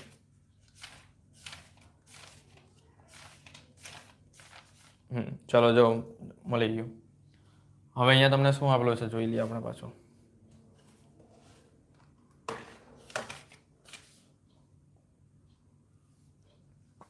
જો અહીંયા આપણા છે ને 20,000 નથી, હા જો 2 લાખ છે. મેં 20,000 કરું છું. કેટલા છે? 2 લાખ છે. અરે જો ને મેં 20,000, બધું બરાબર જ છે. બોલો ઇક્વેશન આમાં આપણું આ જો અહીંયા કેટલા છે? સોમવાર તથા મંગળવારના 2 લાખ છે, તો હું 20,000 કરતો છું. કેટલા છે? 2 લાખ. જો એટલે ભૂલ નથી મારી. ક્યાં ભૂલ થઈ ખબર પડી? મારી જોવામાં ભૂલ થઈ. મેં 2 લાખને 20,000 બોલ્યા કરતો હતો. આવી તમારી પણ ભૂલ થાય કે નહીં સમજ પડી? એટલે આ જોજો ખાસ. અહીંયા 2 લાખ આવે પણ મેં 1 મિનિટ કેવું કર્યું? ઓછું કર્યું. સમજ પડી? બાકી કશે ભૂલ નથી ગઈ. ચલો હવે આ 2 લાખમાંથી આપણે શું કરશું? આ 30,000 માઇનસ કરી દઈશું. ચલો તો આ 2 લાખ માઇનસ 30,000 ઇક્વલ ટુની આ સાઈડ આવી જાય ને, તો 2x બરાબર કેટલા થઈ ગયા? 1,70,000. એટલે x બરાબર 1,70,000 ના છેદમાં કેટલા મૂકી દઈએ? 2. ચલો કેલ્સી લઈ લો. x બરાબર કેટલા આવે જોઈએ આપણે? 1,70,000 ભાગ્યા 2 કેટલા આવ્યા? 85,000. બરાબર છે? તો ફ્રેન્ડ્સ આ x જે આવ્યું ને એ તમારો જો સોમવારનું વેચાણ આપણે x ધરેલું હતું, આવી ગયું 85,000. બરાબર છે? તો અહીંયા હું સાઈડ પર લખી દઉં છું. આપણું સોમવારનું વેચાણ જો x ધરેલું હતું એ તમારું 85,000 આવી ગયું. જો છૂટું પડી ગયું સોમવારનું વેચાણ. અને મંગળવારનું વેચાણ આપણે શું ધરેલું હતું? x વત્તા 30,000. એટલે x તમારા 85,000 અહીંયા આવ્યા. જો 85,000 વત્તા 30,000 કરવાના. 85,000 વત્તા 30,000 કેટલા આવે? 85,000 વત્તા 30,000 1,15,000 કેટલા આવ્યા? આ મંગળવારનું વેચાણ આવી ગયું. 1,15,000 મંગળવારનું વેચાણ. હવે જો 85,000 વત્તા 1,15,000 કરી દો, જો 2 લાખ આવી ગયા ટોટલ વેચાણ, જો ખબર પડી આવી રીતે થાય. એટલે તમે ખબર પડી આ એક્સની કિંમત જેવી 85,000 સોમવારની આવી ને, તો આ 2 લાખમાંથી આ 85 માઇનસ કરો તો 1,15,000, એટલે જો બંને વેચાણ છૂટું થઈ ગયું. 2 લાખની અંદર તમારું સોમવારનું વેચાણ 85,000 છે અને મંગળવારનું વેચાણ 1,15,000 છે. જો વેચાણ છૂટું પડ્યું કે નહીં. હવે આવી જ રીતે આપણે નફો છૂટો પાડીએ. ચાલો આવી જ રીતે નફો કરવાનો. ચલો હવે આ આખો પોઈન્ટ વેચાણનો છે. હવે આપણે આવો જ આખો પોઈન્ટ નફાનો કરીએ. ચાલો ધારો કે સોમવારનો નફો કેટલો આપેલો છે એક્સ. જેવી આમાં કેવું સેમ ટુ સેમ આ જ પોઈન્ટ કરવાનું છે. અને મંગળવારનો નફો કેટલો છે એના કરતા, જો હવે આપણે 30,000 ક્યાં લીધા, હવે નફામાં શું છે, જો અને નફો અનુક્રમે 18,000, તો એક્સ વત્તા કેટલો કરવાનો 18,000 થઈ ગયો. અને પછી આપણે સોમવાર વત્તા શું કરવાનું મંગળવાર, જે રીતે પહેલામાં નહીં કર્યું, સોમવાર વત્તા મંગળવાર. સોમવાર અને મંગળવારનો નફો ટોટલ જો તમને આ રહ્યો 42,000 આપેલો છે. કેટલા આપેલો છે 42,000, બરાબર. તો અહીંયા આપણે કેટલા લખીએ 42,000, બરાબર છે. હવે સોમવારનો નફો તમારો કેટલો છે, સોમવારનો નફો આપણે કેટલા ધાર્યા, જો એક્સ ધાર્યા તો અહીંયા એક્સ. મંગળવારનો નફો એટલે શું, તો એક્સ વત્તા 18,000 અને ટોટલ અહીંયા કેટલા આવ્યા 42,000. હવે એક્સ કેટલા થઈ જાય 2x. આ 42,000 ની જગ્યા પર જ રહી, અને 18,000 આ સાઈડ ચાલ્યા જાય તો કેવા થઈ જાય, માઇનસ થઈ જાય. ચલો 18,000 માઇનસ થાય છે. ચલો હવે શું કરીએ, 42,000 માઇનસ 18,000 24,000. અને આ 2x માંથી x એની નીચે ચાલ્યો જાય, 2 એની નીચે ચાલ્યો જાય એટલે અહીંયા શું રહી x, તો 24,000 ભાગ્યા 2 એટલે x બરાબર કેટલા આવ્યા 12,000. ચલો 12,000 આપણે નફો મળ્યો. 12,000 નફો આપણે કોનો ધરેલો હતો, તો સોમવારનો x ધરેલો હતો. તો ચલો આ આપણો શું મળ્યો અહીંયા લખી દઈએ, સોમવારનો નફો આપણે 12,000 મળ્યો અને મંગળવારનો નફો જો x વત્તા 18,000 છે ને, તો x એટલે 12,000. 12,000 વત્તા 18,000 કેટલા થાય કરીએ. ચલો 12,000 વત્તા 18,000 30,000. તો અહીંયા કેટલા લખી દેવાના 30,000 થઈ ગયું. 12,000 વત્તા 18,000 30,000 આવી ગયું. બોલો ખબર પડી ગઈ. બંનેનો નફો અલગ પડ્યો. જો અને તમે ચેક કરી લો 12,000 વત્તા 30,000 કરો છો, આ 12,000 વત્તા 30,000 તો જોઈ લો 42,000 આવ્યા ને, આ રહ્યા જો 42,000 નફો આવી ગયો. એટલે સમજ પડી, આ આપણે છૂટું પાડ્યું. આ જ પોઈન્ટ આઈએમપી આવ્યો, ડબલ માહિતીમાં આ જ પોઈન્ટ આઈએમપી આવ્યો. આ તમને પૂછાય શોર્ટ ક્વેશ્ચનમાં, ખાસ લખી દેજો આઈએમપી કરીને. જો ટોટલ વેચાણ અહીંયા 2 લાખ હતું, તો 2 લાખમાંથી 85,000 સોમવારનું અહીંયા અલગ પાડ્યું અને બાકીનું 1,15,000 મંગળવારનું થઈ ગયું. ટોટલ 42,000 નફો આવ્યો, એમાંથી સોમવારનો નફો 12,000 આવ્યો અને મંગળવારનો નફો કેટલો આવ્યો 30,000. જો સમજ પડી, આવી રીતે છે ને આપણે છે ને આખું એક કોષ્ટક હવે બનાવશું. ખબર પડી, જે કોષ્ટક આપણે રેડીમેડ એ લોકો આપતા હતા ને, એ કોષ્ટક તો હવે આપણે આ બધું ગણતરી પરથી હવે બનાવશું. સમજ પડે છે. ચાલો તો હવે આપણે અહીંયા કોષ્ટક બનાવી દઈએ છીએ. અહીંયા નીચેનો ઉપર દાખલો કરીએ. જો અહીંયા હું કોષ્ટક બનાવશું, અહીંયા જેવું કોષ્ટક એ લોકો આપતા હતા ને એવું જ કોષ્ટક હું બનાવું છું. અહીંયા મેં શું લખું ખબર, દિવસ. શું લખું, દિવસ. તો પહેલા આપણો કયો દિવસ આવે, સોમવાર, તો અહીંયા લખું સોમવાર. પછી કયો આવે, મંગળવાર. આ કોષ્ટક એ લોકોએ આપ્યું નથી ને, એ લોકોએ ડબલ ફેરવીને આપણે કીધેલું. જો અહીંયા હું કીધું વેચાણ અને અહીંયા આપણે શું લખીએ, પરિણામ, એટલે કે નફો કે ખોટ. તો ચલો સોમવારનું વેચાણ આપણે કેટલું લાવ્યા, જો આવ્યું 85,000, તો અહીંયા 85,000. મંગળવારનું વેચાણ કેટલું આવ્યું 1,15,000, તો અહીંયા 1,15,000.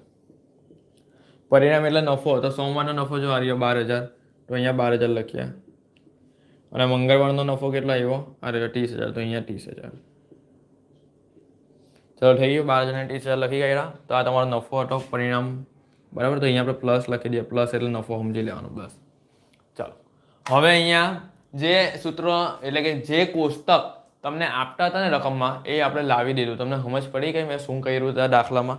તમે છે ને આના પરથી આપણે આખું કોષ્ટક બનાવ્યું. જુઓ આ તો ખાલી મિક્સ હતું, તો આના પરથી જો આખું કોષ્ટક બની ગયું. અને આ કોષ્ટક તો તમને દાખલામાં આપેલું હોય છે, એટલે આ દાખલો કેટલો આઈએમપી કહેવાય કે જે તમને આપેલું હોય ને એ તો આપણે આખું આ શોધીને લાવ્યા, એવો દાખલો કરાવ્યો. ખબર પડી? એટલે આ કંઈ એવો ટેવો દાખલો નથી, આઈએમપી દાખલો કહેવાય. આ બધું ધારીને આપણે કરાવ્યો. એટલે આ ખાસ કરીને જજો પરીક્ષામાં આઈએમપી લખજો, બરાબર. ચાલો હવે આપણે જે પૂછેલું છે ને એની પર આવી જાય. પહેલો પોઈન્ટ, સમતુજ બિંદુએ તમને શું પૂછેલું છે, વેચાણ. અને કંઈ કીધું નથી ને એટલે આપણે રૂપિયામાં શોધવાનું. અને મેં તમને નહીં કીધું કે જ્યારે આવું હોય ત્યારે તમને બે વસ્તુ કમ્પલસરી લોકો પૂછે. શું? એક સ્થિર ખર્ચ તો પૂછે જ ને, એની સાથે પીવીઆર પણ પૂછી જ લઈજો.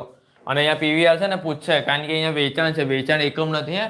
એકમ માટે તો પેલું એકમની ફાળાલું પાછું કરતા, અને અહીંયા રૂપિયામાં શોધાય. ચલો સૌથી પહેલાં અહીંયા આપણે પીવીઆર શોધીએ.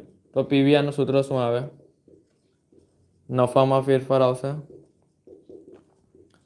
નફામાં ફેરફાર છેદમાં વેચાણમાં ફેરફાર. નફામાં ફેરફાર છેદમાં વેચાણમાં ફેરફાર ગુણ્યા 100.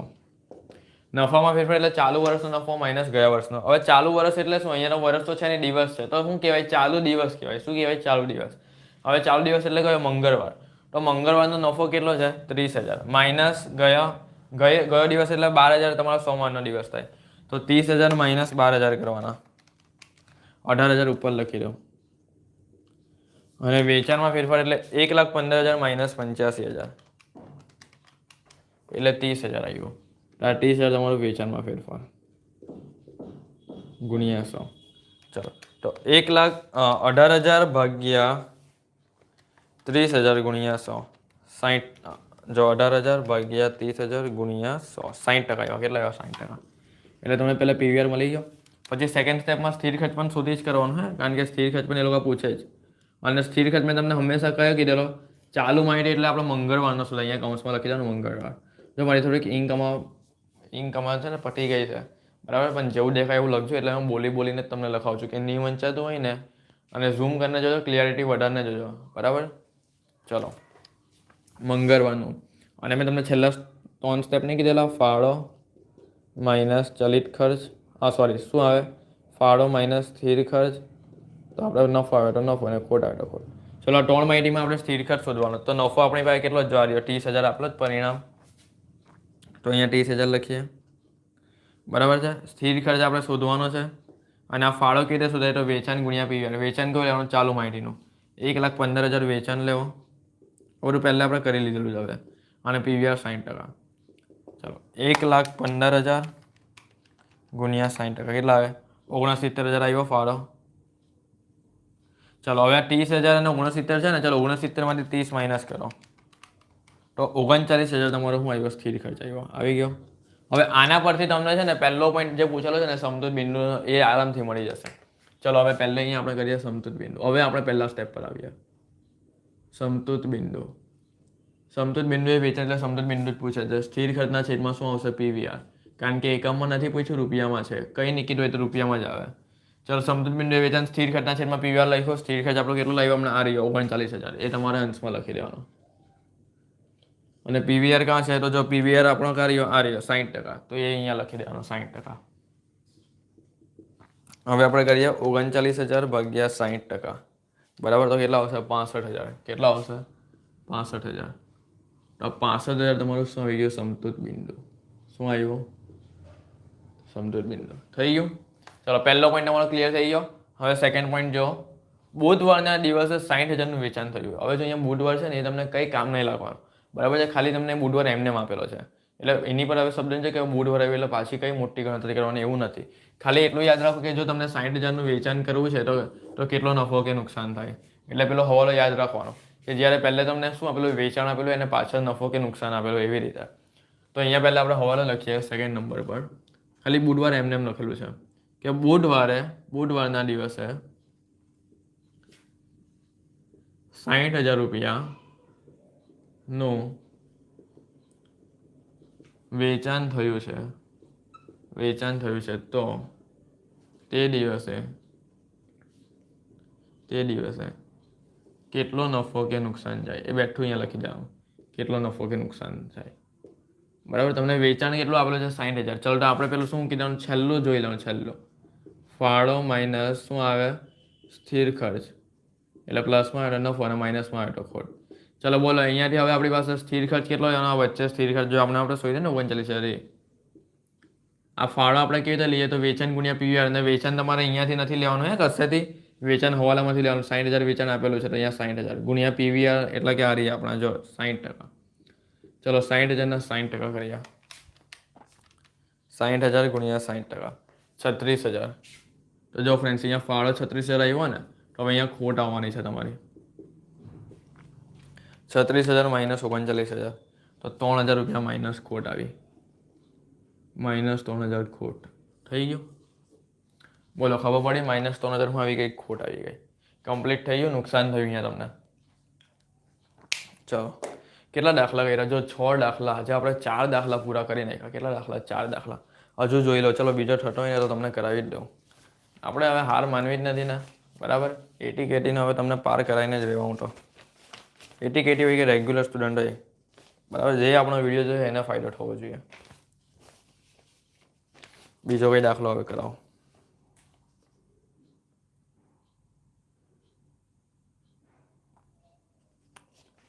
ચલો એક દાખલો છે બીજો ડબલ માહિતીવાળો, એ હું તમને કરાવી દઉં. એટલે તમારા છે ને બધા ડબલ માહિતીવાળા પૂરા થઈ જાય. એક જ દાખલો હવે ડબલ માહિતીવાળો બાકી છે. બરાબર, બીજો જોઈએ. બીજો પણ છે, 2 દાખલા છે ડબલ માહિતીના. બરાબર, 2 દાખલા બાકી છે ડબલ માહિતીના. એ દાખલા તમારે પટાવી દો એટલે તમારા ડબલ માહિતીવાળો આખો સ્ટેપ પટી જ જાય. પછી પાછા નવા દાખલા બીજી રીતના કરવું. બરાબર, ચલો જો તમે જોડાયેલા રહેજો, એમ બંધ નથી કરવાનું. હા, જાગતા રહેવાનું છે હવે. ભલે 3 જણ જોડાયેલા હોય ને, કંઈ નહીં. ચાલો આ બોસી કરીએ હવે.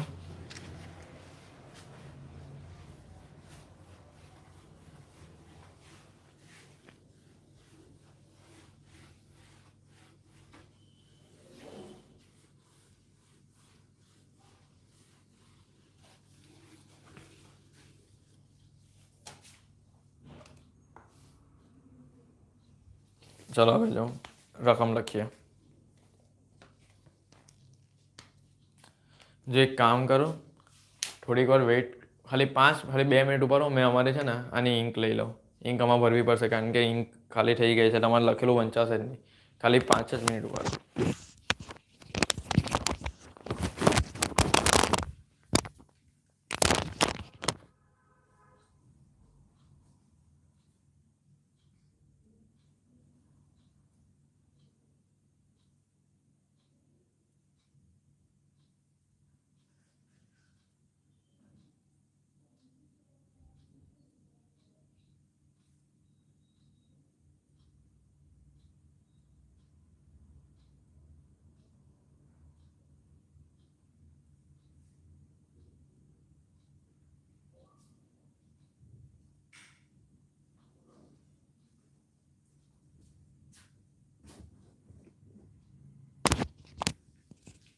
ઓકે, સ્ટાર્ટ કરીએ હવે.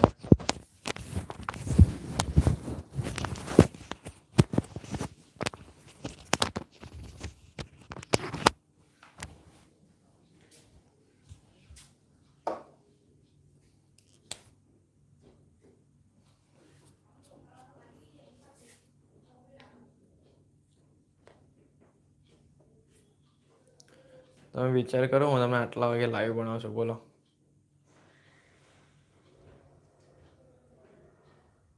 અને પાછળનું એક કારણ છે. મારા આટલા વાગે લાઈવ ભણાવવાનું અને આટલું બધું તમને ભણાવો ને એના પાછળનું એક કારણ છે. તમને ખબર નથી. એક જ કારણ છે. શું ખબર? કે જો તમે આજે ભણશો ને, એકદમ એકદમ સાચી વાત તમને કહી દઉં ને, તો આટલું બધું એમ કેમ આટલી બધી મહેનત કરું કે તમે આજે ભણી ગયા ને તમારા મમ્મી પપ્પાનું તો કાલે સારું થશે. બસ હું તો તમારા મમ્મી પપ્પાનું વિચારું. તમારી પહેલાં છે ને તમારા મમ્મી પપ્પાનું વિચારું. બરાબર, કારણ કે એ લોકોએ તમને જ મોટા કર્યા છે. બરાબર, એ લોકો એમ કહે ને કે અમે નથી ભણ્યા ને એટલે અમે તને ભણાવીએ છીએ. બરાબર, એવું એ લોકો કહે. અને સમજ પડી. અને તમે એવું ભણો કે કોઈ દિવસ તમારા એવા વારા નહીં આવે તમને તમારા છોકરાઓને કહેવાના કે ભાઈ અમે નથી ભણ્યા ને એટલે તને ભણાવીએ છીએ. એટલે મેં તમને એમ કહ્યું, જે વિડીયો મારો જોતા હોય ને, જે મારા લાઈવમાં જોડાતા હોય ને, જે મહેનત કરતા હોય ને, એ લોકોએ ખાલી એટલું જ યાદ રાખવાનું કે તમારા એવા દિવસ છે ને, તમારા છોકરાઓને એવા કહેવાના નહીં આવે કે અમે નથી ભણ્યા એટલે તને ભણાવીએ છીએ. સમજ પડી? એટલે તમે ભણી લેજો કે કાલે એવા દિવસ નહીં આવશે. ખબર પડી? અને મમ્મી પપ્પાને કંઈક કરી નાખજો. સમજ પડી? કે એ લોકો રાજી થઈ જાય તમારા. ચાલો હવે આપણે મસ્ત બીજો એક દાખલો કરીએ. આઈએમપી ઇંક ભરી દીધી આપણે માર્કરમાં. મોસ્ટ આઈએમપી દાખલો. હવે આપણે 7મો દાખલો આવ્યો. આજે આપણે થોડું ભલે કંઈ નહીં, નાઇટ તો નાઇટ, પણ આપણે આખું પૂરું કરીએ આજે. ડબલ માહિતીવાળા પોઈન્ટ આખો પૂરો જ કરી દઈએ લાઈવમાં આજે. બરાબર, ચાલો. કેટલામો દાખલો આવ્યો? 60મો દાખલો આવ્યો. બરાબર, 6 દાખલા પૂરા કર્યા. 60મો દાખલો. ચલો લખીએ રકમ પહેલાં. નાની જ રકમ છે, બહુ મોટી નથી. સરસ્વતી કંપની. હવે તમને વંચારું હશે. જો સરસ્વતી કંપની તેની વસ્તુ એકમ દીઠ રૂપિયા 20ના ભાવે વેચે છે. આપેલા સમય દરમિયાન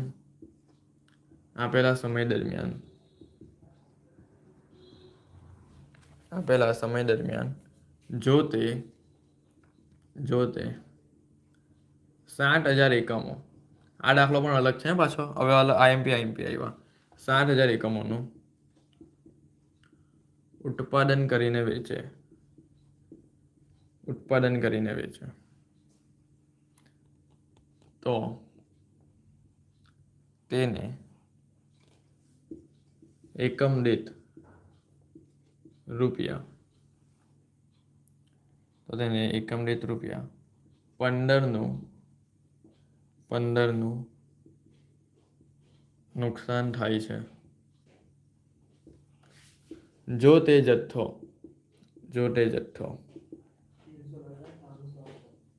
40,000 એકમો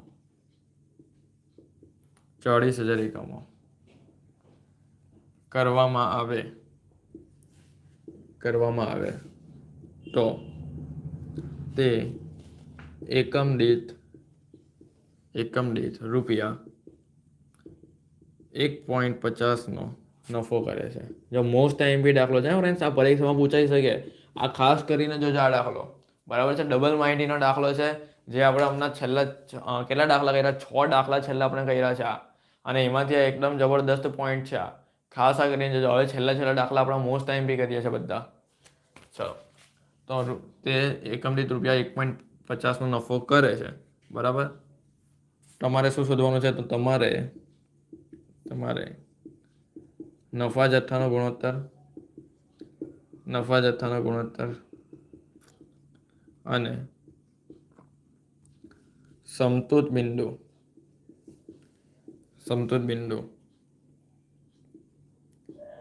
એકમોમાં તથા રૂપિયામાં, એટલે બંનેમાં જ ગણવું છે, એકમો તથા રૂપિયામાં ગણવાના છે બરાબર છે. ચલો, આ તમારો દાખલો આવ્યો, મોસ્ટ આઈએમપી દાખલો છે, ધ્યાન રાખજો. આ દાખલામાં ખાસ ધ્યાન રાખજો.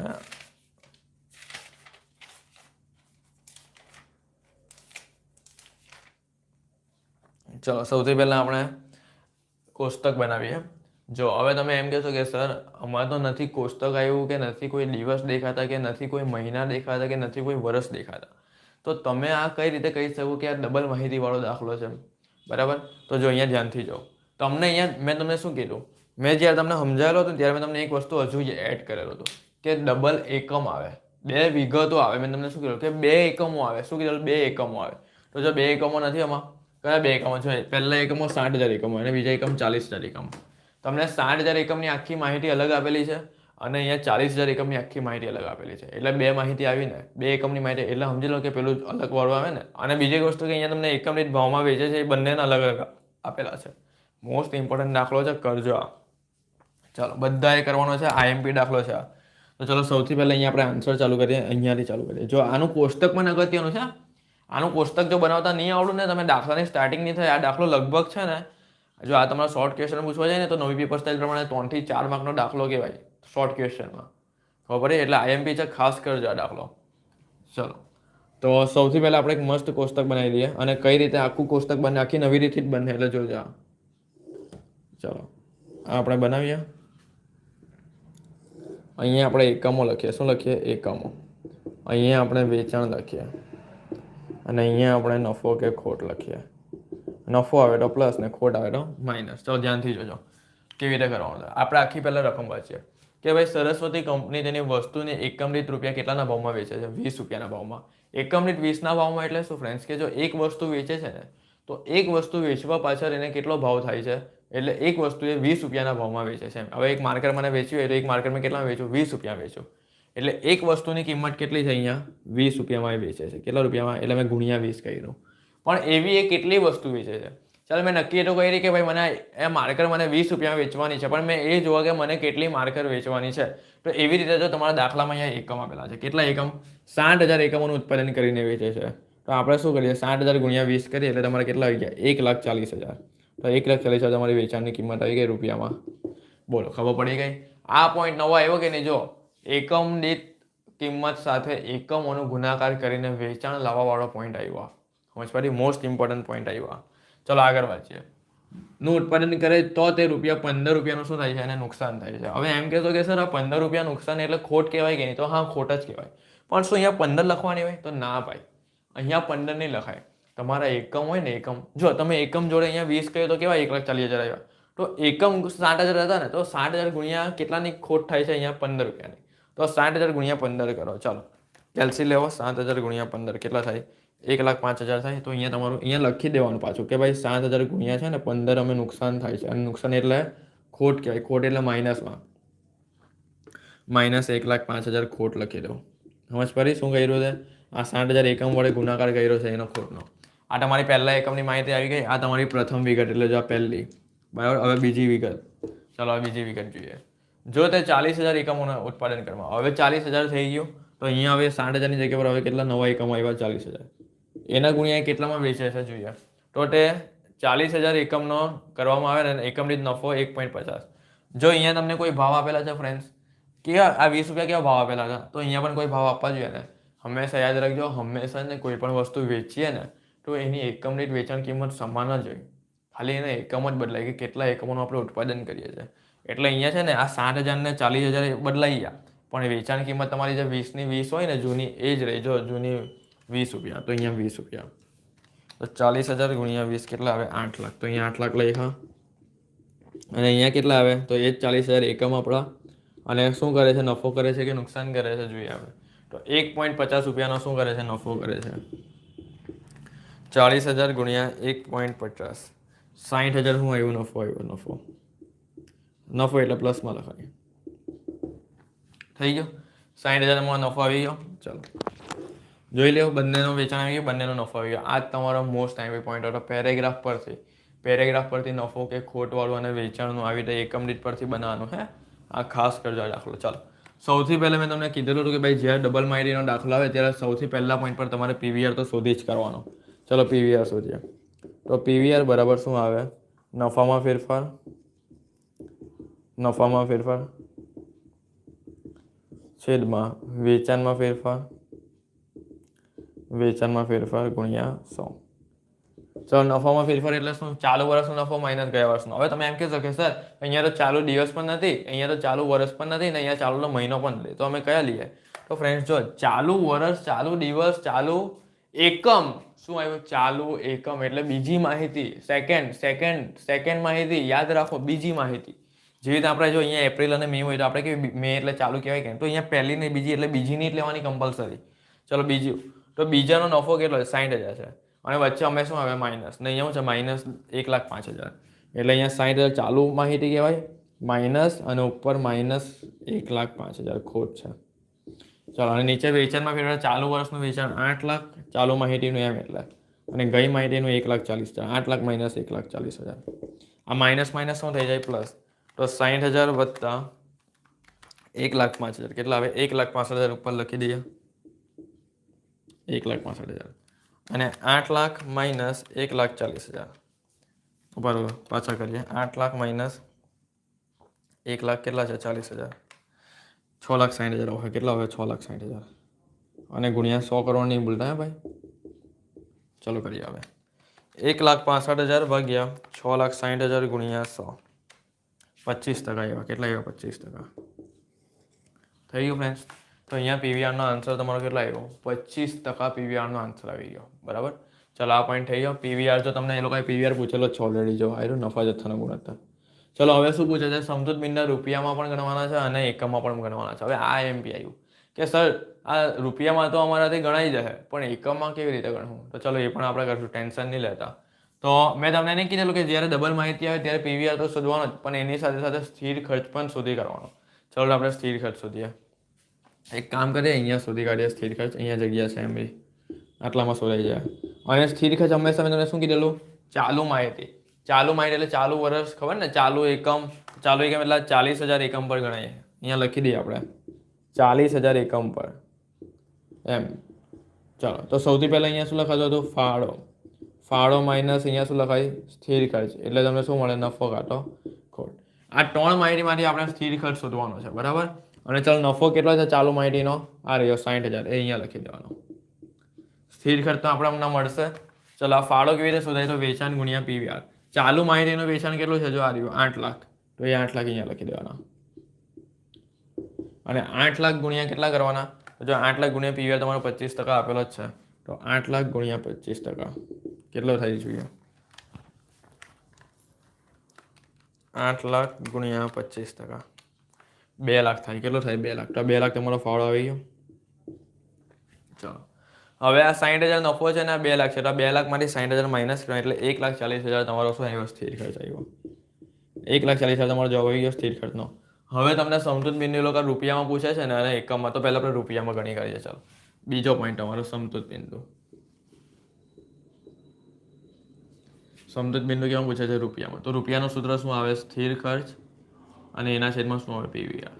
તો સ્થિર ખર્ચ તમારી પાસે છે જ. જો કાં છે સ્થિર ખર્ચ? આ રહ્યો 1,40,000.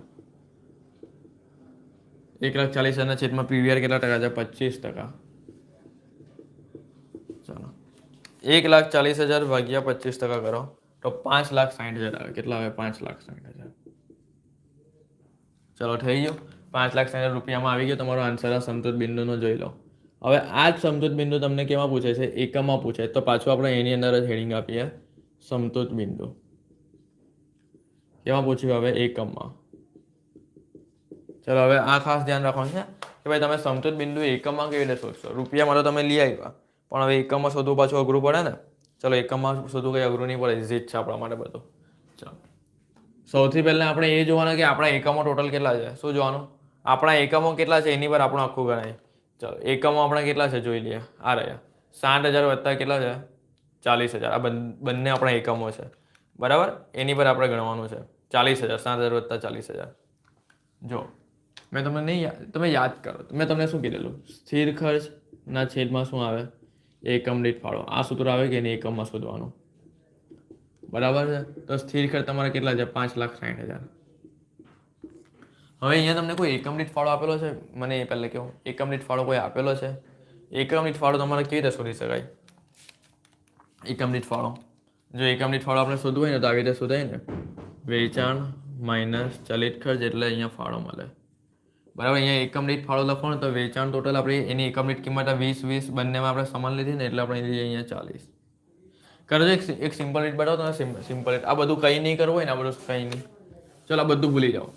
આમાં જરાક કેવું છે, પેલું આખું કોષ્ટક બને એવું નથી ને, તો આમાં આપણે એકદમ સિમ્પલ રીત કરીએ. એ સિમ્પલ રીત તમારા માઇન્ડમાં એકદમ ફિટ જ થઈ જાય. બહુ વિચારવાનું નહીં. જ્યારે પણ તમને છે ને, જ્યારે પણ તમે ડબલ માહિતીમાં સમતૂર બિંદુના એકમો પૂછે ને, ત્યારે તમારે શું પડે? એકદમ સિમ્પલ રીત કેવું? જો સમતૂર બિંદુના એકમ પૂછ્યા ને, સમતૂર બિંદુના એકમ એકદમ સિમ્પલમાં પડે. પેલું બહુ લાંબુ કરાવે છે ને બહુ વાર લાગે. જો તમારા ટોટલ કેટલા રૂપિયા વેચાણ થાય છે? 5,60,000 વેચાણ થાય. પહેલા રૂપિયામાં સુધી કર્યું એ 5,60,000 અહીંયા લખી દેવાના. સમજ પડી? હવે એના ભાગ્યા તમારે કેટલા કરી દેવાના છે? એના ભાગ્યા તમારે કરી દેવાના 20 રૂપિયા. કેટલા રૂપિયા? 20. તો હવે તમને એકમ કેટલા મળી જાય? તો કરીએ 5,60,000 ભાગ્યા 20, 28,000 એકમ મળી જાય. જો હવે હું તમને આખવાનો કોન્સેપ્ટ સમજાવું. કે તમે એમ કીધું કે સર આ તમે શું સૂત્ર મૂક્યું? આવું તો કોઈ સૂત્ર છે જ નહીં. તો જો હું સમજાવું. આ 5,60,000 હતા ને, ટોટલ તમારું સમતૂર બિંદુએ વેચાણ રૂપિયામાં લાવેલા હતા. આપણે સમજ પડી? અને આ 20 રૂપિયા એ તમારો શું છે? ભાવ છે, વેચાણનો ભાવ. જો આ રહ્યો વેચાણ કિંમતનો ભાવ, બરાબર. 20 રૂપિયા સમાન બંનેમાં. તો મેં શું પદ મૂક્યું ખબર? મેં એક પદ મૂક્યું કે જો ભાઈ કે ભાઈ મને 5,60,000 છે ને, 5,60,000 મને 20 મળતા હોય. કેટલા મળતા હોય? 20, બરાબર છે. જો આવું કે 20 ભાવ હોય ને, 20 ભાવ, હા 20 ભાવ હોય ને ત્યારે આપણું વેચાણ કેટલું થાય છે? 5,60,000, બરાબર. તો એક કેટલા? બરાબર છે. એક કેટલા? તો 5,60,000 ભાગ્યા કેટલા કર્યા? 20, એટલે આપણે કેટલા મળી ગયા? 28,000. એક એકમે કેટલા? એમ એટલે કે એક રૂપિયા કેટલા? એવું પણ તમે કહી શકો છો. તો 28,000 આવી ગયા. બે આપણે જો તમે એકદમ ચોખ્ખું વિચારો નહીં, આપણે એવું નહીં કહી શકીએ કે ભાઈ 28,000 એકમે કર્યા તો એક એકમના કેટલા? 20 રૂપિયા. તો ટોટલ કેટલા? 5,60,000. સિમ્પલ છે. જો પાછું હું સમજાવું છું. પદ સમજાવો. જો તમે નિયમ પડે તો મને પૂછો, હું પાછું સમજાવું તમને. જો આપણે નહીં કે ભાઈ એક એકમના કેટલા રૂપિયા છે? 20 રૂપિયા. આ જો એક એકમના 20 રૂપિયા તો 28,000 કેટલા? આપણે આવું પદ નહીં મૂકીએ. એક એકમના 20,000.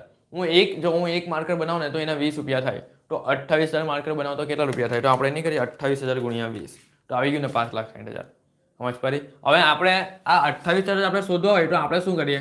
આ 5,60,000 કુલ ખર્ચ કરીએ ને. જો કોઈ પણ વસ્તુના તમારે ઉત્પાદનના એકમ શોધવા હોય ને, ઉત્પાદનના એકમ, તો આપણે આવી રીતે નહીં કરીએ ભાઈ ટોટલ આપણો ખર્ચ કેટલો થયો છે, અને એના છેદમાં આપણો ભાવ એટલે કે એકમ દીઠ ભાવ કેટલો થયો. બસ અહીંયા મેં આ સૂત્ર મારેલું છે. હવે પછી પદવાળું સૂત્ર મળ્યું. અહીંયા કંઈ પેલું કંઈ આપણે મારવાની જરૂરત નહીં પડી. શું કે ભાઈ સ્થિર ખર્ચ એટલે અહીંયા સમતૂર બિંદુ સ્થિર ખર્ચના છેદમાં એકમ દીઠ ફાળો, એ એમાં જરૂર નહીં પડી. સમજ પડી? કારણ કે એમાં પેલું એવું કંઈ આપ્યું જ નથી કે આપણે એવું કરી શકીએ. ચાલો તો કુલ ખર્ચ અહીંયા આપણો જો 5,60,000 હતો અને એક વસ્તુનો ભાવ કેટલો હતો આપણો 20 રૂપિયા ભાવ હતો. તો મેં શું કર્યું, આ 5,60,000 ભાગ્યા 20 કર્યા એટલે 28,000 એકમ મળી ગયા. અને મેં તમને ચેક પણ કરાવી દીધું કેવી રીતે કરવાનું છે કે ભાઈ એક એકમના કેટલા રૂપિયા મળે છે, 20 રૂપિયા. તો 28,000ના કેટલા મળે? તો જો આટલો જ જવાબ આવશે, 5,60,000 આવી ગયો. ચાલો, તો આ તમારો અહીંયા બીજો પોઈન્ટ પણ કમ્પ્લીટ થઈ ગયો ફ્રેન્ડ્સ. જો આ બંને પોઈન્ટ તમારે કમ્પ્લીટ થઈ ગયા. અહીંયા સમતૂર બિંદુએ રૂપિયાનો પણ જવાબ લાવી આપ્યો અને એકમનો પણ જવાબ લાવી આપ્યો અને અહીંયા પીવીઆર પણ આવી ગયો. એટલે આ દાખલો આપણો આખો પૂરો થઈ ગયો. બરાબર છે. હવે હજુ એક દાખલો કરાવું છું, બરાબર, અને એ દાખલો તમારો આ ટોપિકનો છેલ્લો છે એટલે આખો ટોપિક તમારો પતી જ જાય. બરાબર, આના બધા ડબલ માહિતીવાળા પોઈન્ટ પૂરા થઈ જાય પછી આખા નવા ટોપિક ચાલુ કરો. પહેલાં બધું તમે નોટમાં લખી દેજો સ્ટોપ કરીને. હા,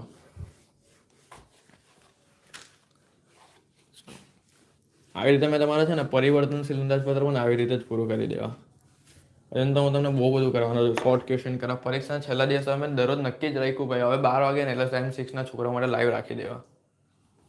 જેટલા જણને જોઈન થવું હોય ને એટલા જણ કરી શકે. કારણ કે સવારે તો બધાને બહુ કામ હોય એટલે રાતનો જ એક સમય હોય ને કે બધા છોકરાઓ ભણી શકે. રાત્રે લોકોને શું કામ હોય? રાત્રે શાંતિથી ભણવાનું. ચલો હવે 8મો દાખલો કરીએ.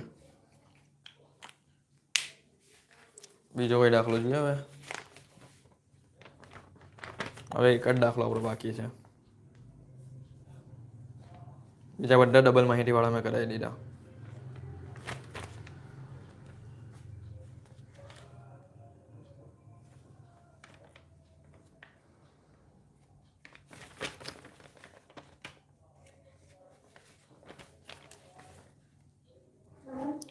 આ તો કંઈ નથી, તમે અહીંયા ઓફલાઈનમાં આવો ને મારી પાસે તો હું તમને આના કરતાં પણ વધારે આપું. આ તો ઓનલાઈન છે ને એટલા માટે.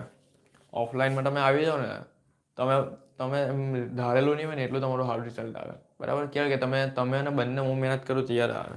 એક જણમાં કંઈ નહીં થાય. ચલો એક દાખલો કરીએ હવે. આ દાખલો મોસ્ટ આઈએમપી છે. બરાબર છે, બધા જ દાખલા એમ તો આઈએમપી હોય છે પણ આ દાખલો જબરદસ્ત છે. છેલ્લો દાખલો છે ને આઈએમપી છે. આ દાખલો થોડો મોટો પણ છે, કદાચ 2 વાગી જશે એટલે જો હમણાં 1:30 વાગ્યો છે ને, જો હમણાં આપણે કેટલા વાગે લાઈવ કરીએ છીએ? 1:01 વાગ્યો. જો 1:30 કે 1:35 થઈ હશે. લગભગ 2 વાગી જશે આ દાખલો પૂરો કરતા. બરાબર, એટલે ધ્યાનથી જોજો. ચલો તો અહીંયા આપણે 8મો દાખલો કરીએ. ચલો કરીએ. જો શું કહે છે દાખલામાં કે મહાદેવ લિમિટેડ ને આ દાખલો ડબલ માહિતીમાં સૌથી આઈએમપી કરજો ને છેલ્લો દાખલો છે મોસ્ટ આઈએમપી કરજો. મહાદેવ લિમિટેડ ને જાન્યુઆરી માસના છે. શું છે? મહાદેવ લિમિટેડ ને જાન્યુઆરી માસના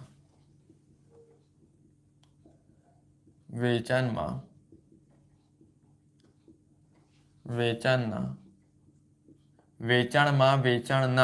20% નુકસાન થાય છે. શું થાય છે? 20% નુકસાન થાય છે. પછી એવું કીધેલું છે ફેબ્રુઆરી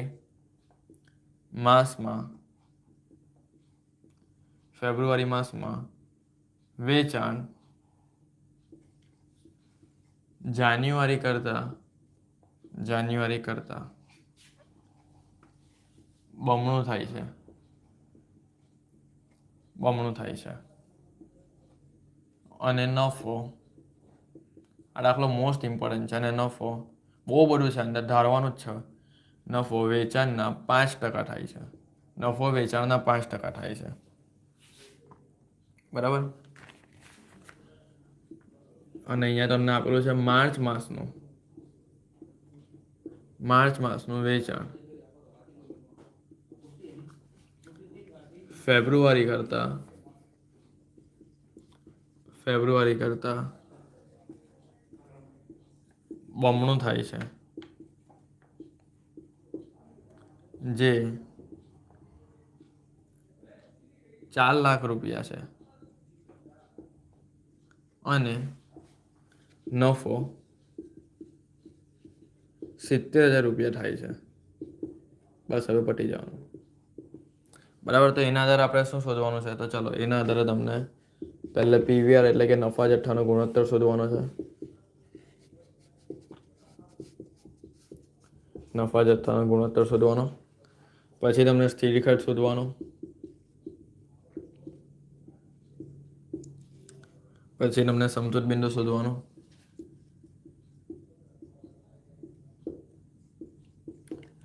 પછી ત્રણેય માસનું વેચાણ અને નફો ખોટ શોધવાની. ત્રણેય માસનું વેચાણ અને નફો ખોટ શોધવાની. પછી જો આ દાખલો મોસ્ટ ઇમ્પોર્ટન્ટ ને, આમાં તમને બહુ બધું આપેલું જો આ કદાચ તમને 14 માર્કમાં કે 7-8 માર્કમાં પૂછાઈ શકે. પછી 5મા પોઈન્ટ, માર્ચ માસમાં સલામતી ગાળો શોધવાનો. માર્ચ માસનો સલામતી ગાળો.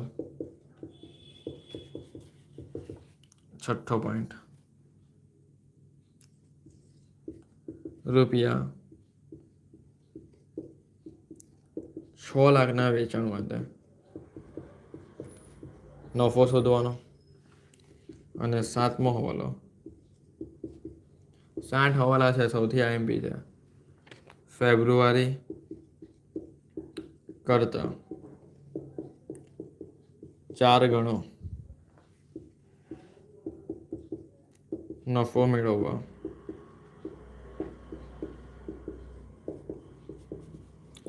જરૂરી વેચાણ શોધો.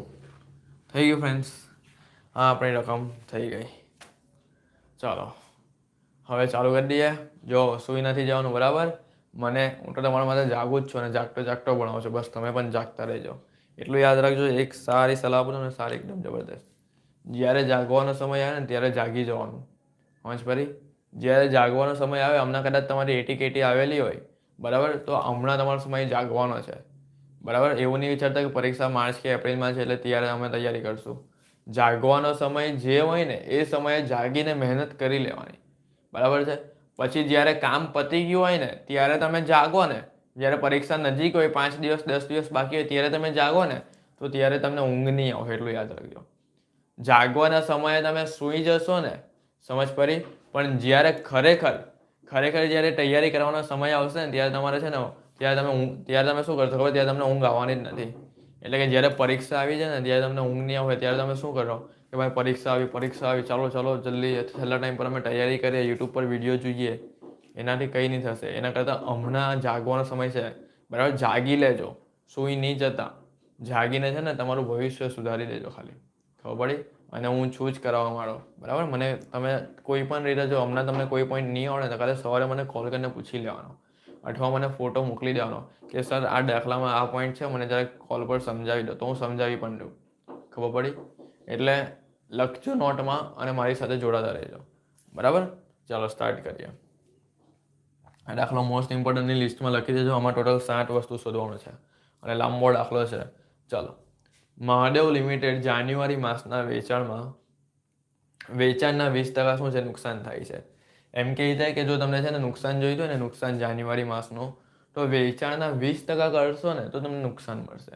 પણ જાન્યુઆરી માસનું વેચાણ તો હોવું જોઈએ ને, તો એના 20% કરીએ ને એટલે પહેલો પોઈન્ટ તો આ કે ભાઈ જાન્યુઆરી માસનું વેચાણ જ નથી. ચાલો બીજું, ફેબ્રુઆરી માસમાં વેચાણ જાન્યુઆરી કરતાં કેવું થાય છે? બમણું થાય છે. અહીંયા એમ કહે છે કે ફેબ્રુઆરી માસનું વેચાણ જે છે ને એ જાન્યુઆરી માસ કરતાં બમણું થાય છે. પણ જાન્યુઆરી માસ જ નથી તો ફેબ્રુઆરી માસનું વેચાણ શોધશું કાથી? બરાબર. અરે વેચાણ આપ્યું જ નથી તો એકબીજા પર કેમ દોરે છે કે આના કરતાં બમણો ને આના કરતાં આટલો? એ જ તો મેઇન છે. અને નફો વેચાણના કેટલા ટકા થાય છે? 5%. અહીંયા છે ને આ દાખલામાં તમને ખાલી છે ને માર્ચ માસનું વેચાણ ફેબ્રુઆરી કરતાં બમણું થાય છે એવું કીધેલું છે, અને જે 4 લાખ છે અને નફો 70,000 છે. ખાલી છે ને 4 લાખ રૂપિયા અને 70,000 રૂપિયા જે આપેલા છે ને, 4 લાખ વેચાણ, એ માર્ચ માસનું વેચાણ આપેલું છે, અને 70,000 નફો પણ તમને માર્ચ માસનો આપેલો છે. ચાલો તો સૌથી પહેલાં દાખલાની સ્ટાર્ટિંગ છે ને ક્યાંથી થાય? બીજી લીટીથી થાય. મને કેવી રીતે ખબર પડી બીજી લીટીથી થાય? કારણ કે જો બીજી લીટીમાં જાન્યુઆરી વાળો શબ્દ જ આખો, અને આપણે મહિના હંમેશા જાન્યુઆરી ચાલુ થાય. ક્યારે ચાલુ થાય? જાન્યુઆરીથી ચાલુ થાય, એટલા માટે. ચાલો તો સૌથી પહેલાં અહીંયા આપણે લખીએ, ધારો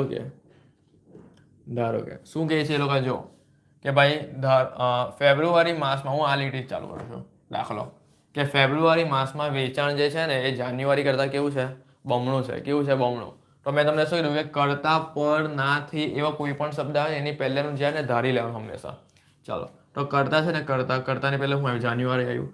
ચાલો ધારો કે જાન્યુઆરીનું વેચાણ કેટલું, એક્સ. પહેલાં આપણે વેચાણનું જ પોઈન્ટ કરીએ. ધારો કે જાન્યુઆરીનું વેચાણ એક્સ. તો બોલો માટે ફેબ્રુઆરીનું કેટલું થઈ જશે? હવે બોલો ફેબ્રુઆરીનું વેચાણ કેટલું થઈ જાય? બોલો બોલો બોલો જલ્દી ફટાફટ. તો જો ફેબ્રુઆરીનું વેચાણ કેવું થઈ જાય? ફેબ્રુઆરીનું વેચાણ જાન્યુઆરી કરતાં કેવું છે, બમણું. બમણું એટલે 2 ગણું એમ. માની કે તમારી પાસે 4 વસ્તુ હોય, તમે એવું કહે 2 ગણું એટલે 4 દુ મારી પાસે 8 વસ્તુ. એવી રીતે 2 ગણું એટલે શું કે ભાઈ આના 2 ગણા એટલે એક્સના 2 ગણા એટલે 2x થાય. તો ફેબ્રુઆરી માસનું ધારેલું કેટલું આવ્યું? 2x. આ ધારેલી કિંમત કહેવાય એમ વેચાણની.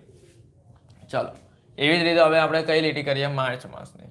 હવે એ લોકો શું કહે, ધ્યાનથી જોજો. હવે ધ્યાનથી પહેલી લીટી વેચાણની છે ને એટલે તમારે કઈ આ લીટી જોડ્યા માર્ચ માસની. માર્ચ માસનું વેચાણ ફેબ્રુઆરી કરતાં બમણું છે એમ કહે છે અહીંયા. શું કહે છે? માટે માર્ચમાં પહેલાં આખું વેચાણનું જો, પછી નફો ખોટ જોજો. માર્ચ માસનું વેચાણ ફેબ્રુઆરી કરતાં કેટલું છે? બમણું છે. જો ફેબ્રુઆરી કરતાં, હવે ફેબ્રુઆરીનું વેચાણ 2x છે ને, તો માર્ચ માસનું કેટલું થઈ જશે? 2x ગુણ્યા બમણું એટલે અહીંયા કેટલા થઈ જાય? 4x થઈ ગયું. એટલે આ બધી ધારેલી કિંમત આવી ગઈ. જાન્યુઆરીનું વેચાણ x ધાર્યું, ફેબ્રુઆરીનું 2x ધાર્યું અને માર્ચનું કોના કરતાં બમણું છે? ફેબ્રુઆરી કરતાં. એટલે આનું 2 ગણું એટલે 4x થઈ જાય. ચલો વેચાણનું આટલું થઈ ગયું. હવે આપણે શું કરવાનું ધ્યાન રાખજો. સૌથી પહેલાં તમને છે ને માર્ચ માસનું વેચાણ, આ જે સૂત્ર છે ને આજે તમે લખ્યું ને માર્ચ માસનું વેચાણ, એ તમારે અહીંયા બેઠું લખી દેવાનું. માર્ચ માસનું વેચાણ. તો માર્ચ માસનું વેચાણ અમને ધારેલી કિંમત આપણે કેટલી લાવ્યા? 4x લાવ્યા. 4x બરાબર છે. કેટલી લાવ્યા? 4x. તો આ જે 4x છે ને, 4x એ છે ને તમારે જોવાનું અહીંયા કે ભાઈ એની પહેલાં તમારે શું આવેલી છે પાકી કિંમત માર્ચ માસના વેચાણ અહીંયા જોઈ લે. તો જો આ રહ્યું જે 4 લાખ છે. શું આવેલી છે? 4 લાખ. તો આની જગ્યા પર તમારે કેટલા મૂકી દેવાના? 4 લાખ. 4 લાખ બરાબર કેટલા? 4x. હવે આ 4 લાખ એની જગ્યા પર જ રહેવા દેવાના વેચાણ. પણ આ 4 ક્યાં છે એટલે જાણે નીચે ઇક્વલ ટુ x. તો 4 લાખ ભાગ્યા 4 કેટલા આવે? 1 લાખ. તો 1 લાખ બરાબર x. તો x આપણે શું ધરેલું હતું? જાન્યુઆરીનું વેચાણ. આવી ગયું? ખબર પડી ગઈ? જો આવ્યું ને મોસ્ટ એમ્પી પોઈન્ટ. તો ચલો આ x તમારી કોની કિંમત આવી? જાન્યુઆરીના વેચાણ. તો અહીંયા લખી દે જાન્યુઆરીનું વેચાણ તમને મળી ગયું 1 લાખ રૂપિયા. તો ફેબ્રુઆરીનું વેચાણ કેટલું થશે? જો x ગુણ્યા 2 છે એટલે 1 લાખ ગુણ્યા 2 એટલે કેટલા થાય? 2 લાખ. તો આ 2 લાખ તમારું આવ્યું ને ફેબ્રુઆરીનું વેચાણ આવ્યું. અને માર્ચનું વેચાણ તમને ઓલરેડી આવેલું છે. જો આ રહ્યું 4 લાખ. અને ચેક કર્યું તો જો 4x એટલે એક્સની કિંમત 1 લાખ છે. તો 1 લાખ ગુણ્યા 4 એટલે 4 લાખ જ આવવાનું છે. તમને આપેલું જ છે. તો મળી ગયું 3 માસનું. જો આવી ગયું 3 માહિતી. સમજ પડી? અહીંયા 2 માહિતી નહીં આવી, અહીંયા તો 3 માહિતી આવી. તો પણ કંઈ નહીં, જોજો વિડીયો મસ્ત છે. દાખલો જાન્યુઆરી, ફેબ્રુઆરી અને માર્ચ. હવે આવી જ રીતે આપણે છે ને નફો અલગ કરીએ. શું અલગ કરીએ? નફો.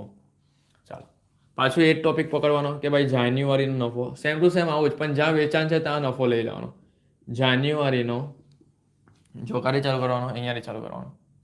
આપણે અહીંયા હતું ને, જો જાન્યુઆરી માસમાં વેચાણ, જો આ એકદમ આઈએમપી છે ફ્રેન્ડ્સ. જો અહીંયા ધ્યાન કેન્દ્રિત કરો. અહીંયા જો જાન્યુઆરી માસના વેચાણમાં વેચાણના 20% નુકસાન થાય છે.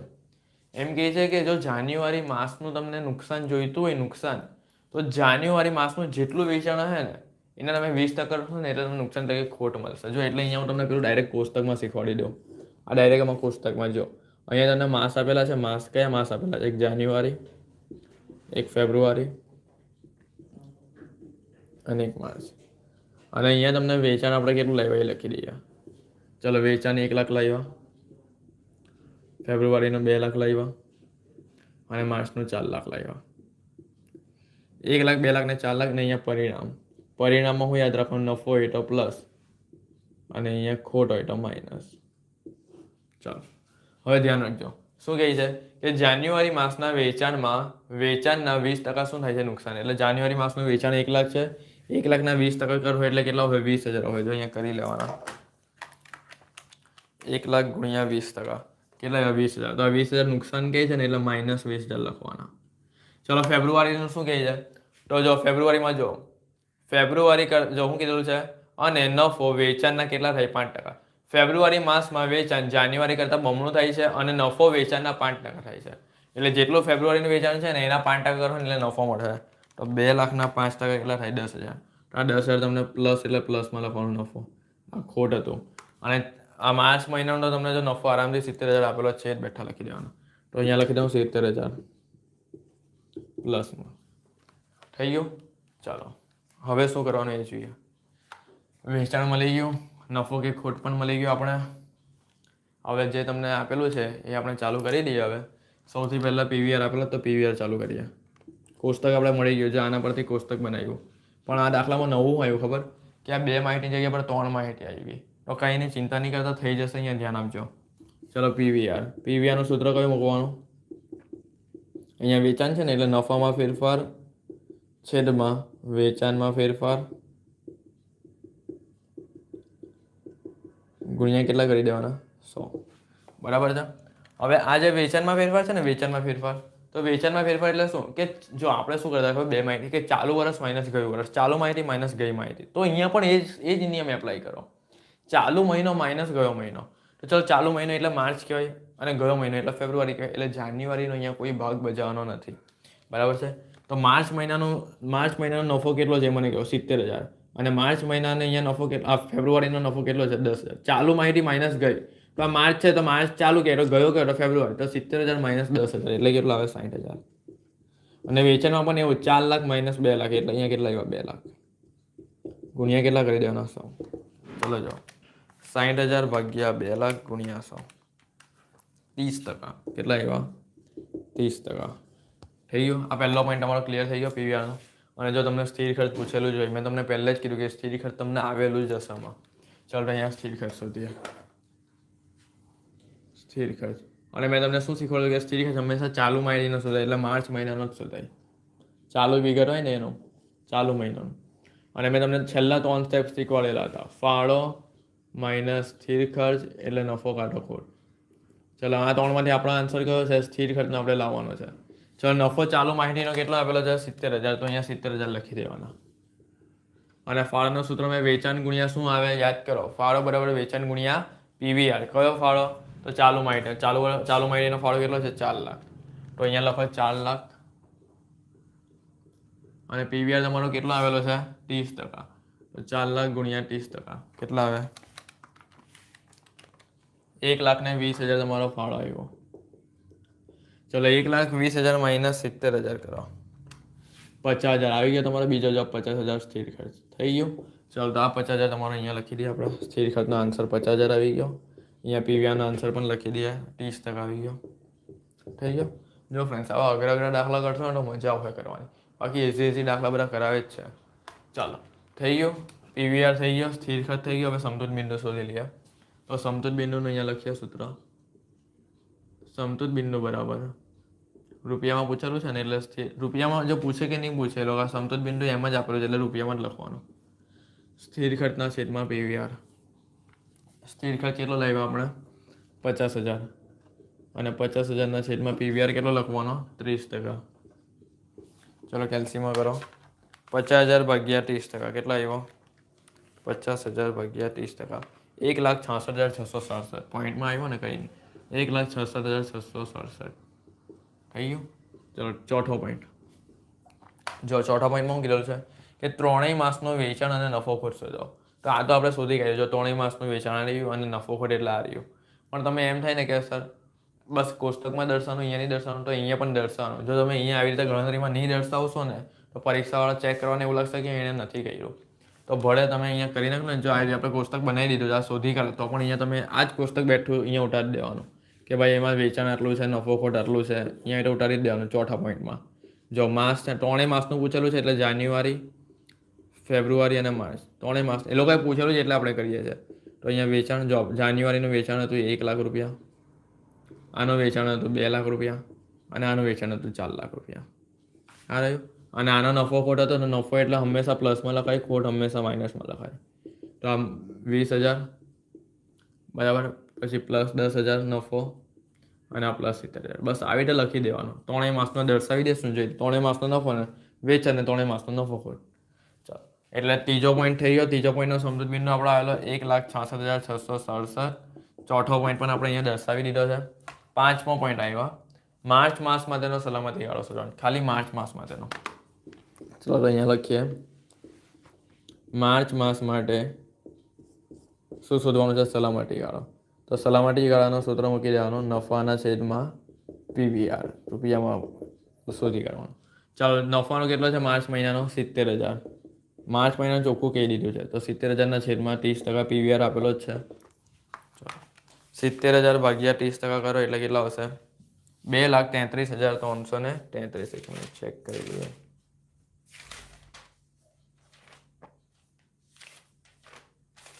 2,33,333. બરાબર છે, એકદમ પરફેક્ટ છે. જો હું તો ચેક કરી લઉં એમ, બરાબર. ચેક કરવાથી કંઈ થઈ જાય, આપણે કંઈ નાના નહીં બની જવાના એમાં. હા, તો સારું કે નેચરલી આપણે ભણાવીએ. જો જેટલું હું તમને નેચરલી ભણાવું ને એટલું તમારા માટે જ સારું છે એમ. 2,33,333. બરાબર. આ તમારો સલામતી ગાળો આવી ગયો રૂપિયામાં, પતી ગયું. ચલો હવે તમને શું પૂછેલું છે? આ સલામતી ગાળો શું થઈ ગયો? છઠ્ઠો પોઈન્ટ કે ભાઈ 6 લાખ રૂપિયાનું વેચાણ કરવું હોય તો જરૂરી નફો શોધો. એટલે કે અહીંયા તમને નફો પૂછેલો છે છઠ્ઠા પોઈન્ટમાં કે ભાઈ 6 લાખનું તમને વેચાણ કરવું હોય. કેટલાનું? 6 લાખ રૂપિયાનું. 6 લાખનું વેચાણ માટે તમને શું પૂછે છે? નફો. બરાબર. તો નફો શું થાય ત્યારે ખબર? છેલ્લા 3 સ્ટેપ મેં તમને શીખવાડ્યા હતા. ફાળો માઇનસ સ્થિર ખર્ચ એટલે તમને શું મળે? નફો કાંટો ખોટ. સ્થિર ખર્ચ તમે હમણાં જ લાવ્યા છો અહીંયા. કાં છે? આ રહ્યા 50,000. અહીંયા લખી દેવાના. આ ફાળાનું સૂત્ર લખાય તો વેચાણ ગુણ્યા પીવીઆર. તો વેચાણ કેટલા છે આપણા? 6 લાખ. હવાદાના લેવાના હે, પેલાના નહીં લેતા. પીવીઆર 30% આવેલા છે. તો 6 લાખના 30% 1,80,000 થાય. 1,80,000 માઇનસ 50,000 તો કેટલા આવશે? 1,30,000 નફો આવે. કેટલો આવે? 1,30,000 નફો આવી ગયો. આ જવાબ તમારો થઈ ગયું. ખબર પડી? જો 12 વાગે ચાલુ કરેલું, કેટલા વાગે? 12 વાગે. હમણાં 2:45 થઈ ગઈ છે. વિચાર કરો કે નાઇટમાં લાઈવ ક્લાસ ચલાવજો. ચાલો, છઠ્ઠો પોઈન્ટ હવે પટી ગયો. 7મો પોઈન્ટ આવ્યા. 7મા પોઈન્ટમાં આઈએમપી છે, પૂછવા એવો છે. જો શું કહે છે કે ભાઈ ફેબ્રુઆરી કરતાં, કોના કરતાં? એમ કહે છે કે ફેબ્રુઆરી કરતાં 4 ગણો નફો કરવો હોય તમને. એમ કહે છે કે જો તમને ફેબ્રુઆરી કરતાં 4 ગણો નફો કરવો હોય ને, અહીંયા તમને ચોખ્ખો નફો આપેલો નથી, પણ તમને એક વાક્ય પૂછવા માટે કીધું કે ફેબ્રુઆરીનો નફો કેટલો છે. જો 10,000 છે. તો એમ કહે છે કે એ જે 10,000 છે ને, 10,000ના 4 ગણા એટલે ટોટલ 40,000 થઈને એમ. તો 40,000 તમને નફો કમાવા માટે એ લોકોએ શબ્દ આવો વાપરવો જોઈએ, પણ એ લોકોએ ખાલી ખોટો આવો વાપરો એમ પૂછવા માટે. 40,000નો નફો કમાવવા માટે શું શોધવાનું છે? તો 40,000 નફો કમાવા માટે જરૂરી વેચાણ ખાલી અહીંયા પૂછેલું છે. બરાબર. તો ચાલો 40,000 નફો કમાવા માટે જરૂરી વેચાણ શોધો એમ. ખબર પડી? જે લોકોએ ચોખ્ખું કર્યું કે ફેબ્રુઆરી કરતાં 4 ગણો, તો ફેબ્રુઆરીનો 10,000 છે. 10,000નો 4 ગણો એટલે 40,000 જ થાય ને એમ. તો ચાલો જરૂરી વેચાણનું સૂત્ર મૂકી દઈએ. જરૂરી વેચાણ બરાબર સ્થિર ખર્ચ વત્તા નફો. આ નફો હવાલામાં લેવાનો છેદમાં પીવીઆર, કારણ કે રૂપિયામાં હોય ને. ચાલો સ્થિર ખર્ચ એટલે આપણો કેટલો હતો? જો સ્થિર ખર્ચ આ રહ્યો 50,000. તો 50,000 વત્તા નફો આપણા હવાલાનો કેટલો લેવાનો? 40,000 છેદમાં પીવીઆર પેલો 30%. ચાલો આ કેલ્સીમાં કરીએ. 50,000 વત્તા 40,000 ભાગ્યા કેટલા છે? 30% છે. 30%. તો 3 લાખ તમારું વેચાણ આવશે. કેટલો આવશે? 3 લાખ. ચલો પતી ગયું.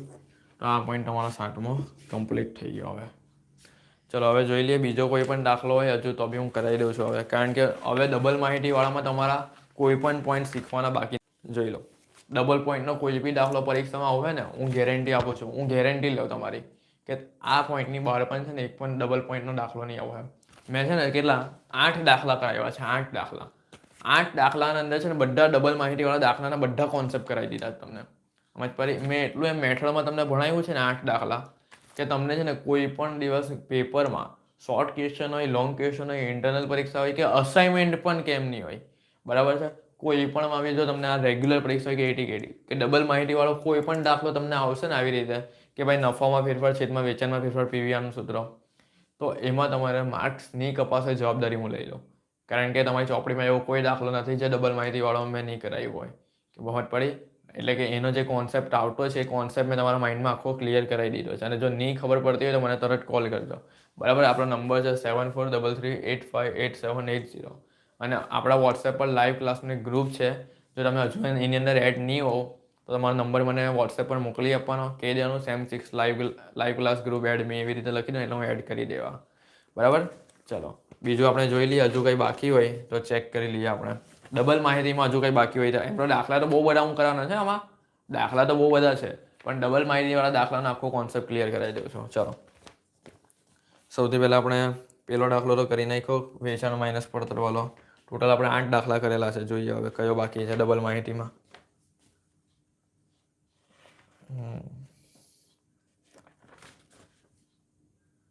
અમારું પેમ્પલેટ છે એમાંથી હું કરાવું.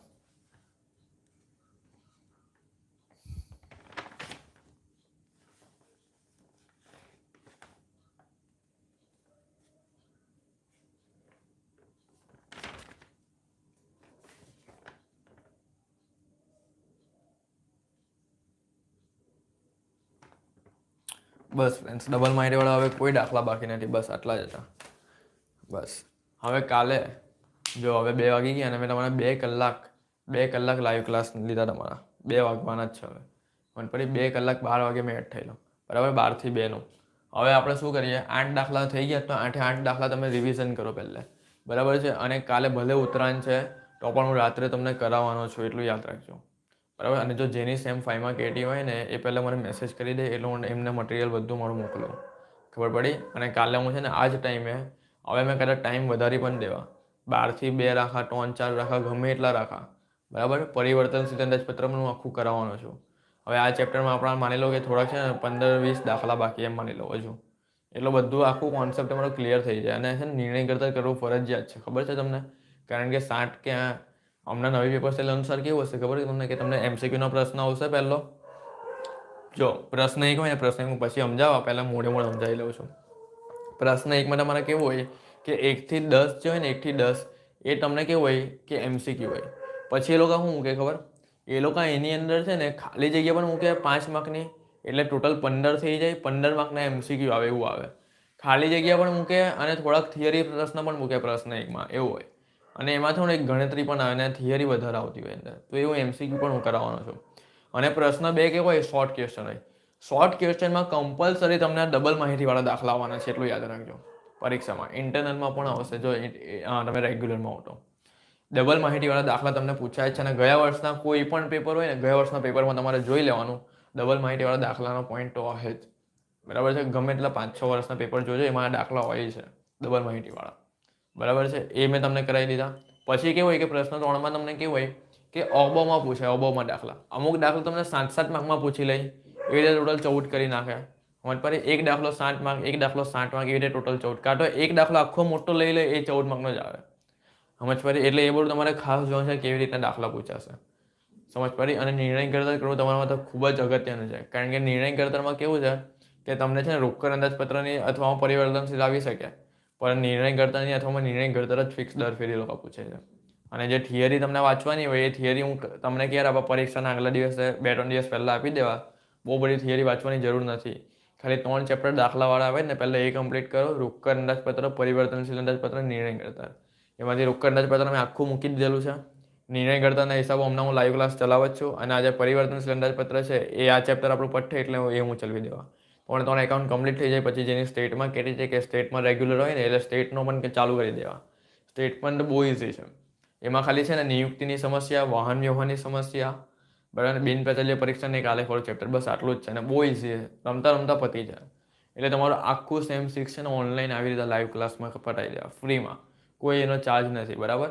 અને એકદમ બધા કોન્સેપ્ટ ક્લિયર કરી દેવા. એટલે તમે છે ને સૌથી પહેલાં જે પણ સ્ટુડન્ટ મારો હોય ને સેમ 6માં બનતો હોય, મને ખાલી આ નંબર પર મેસેજ કરી દેજે, બરાબર છે. એટલે હું એને છે ને મારા ગ્રુપમાં જોડાવાની લિંક મોકલી આપવા, બરાબર છે. તમારો આભાર ફ્રેન્ડ્સ, થેન્ક યુ તમે આટલા વાગ્યા સુધી જોડાયા, બરાબર. તમારો આભાર.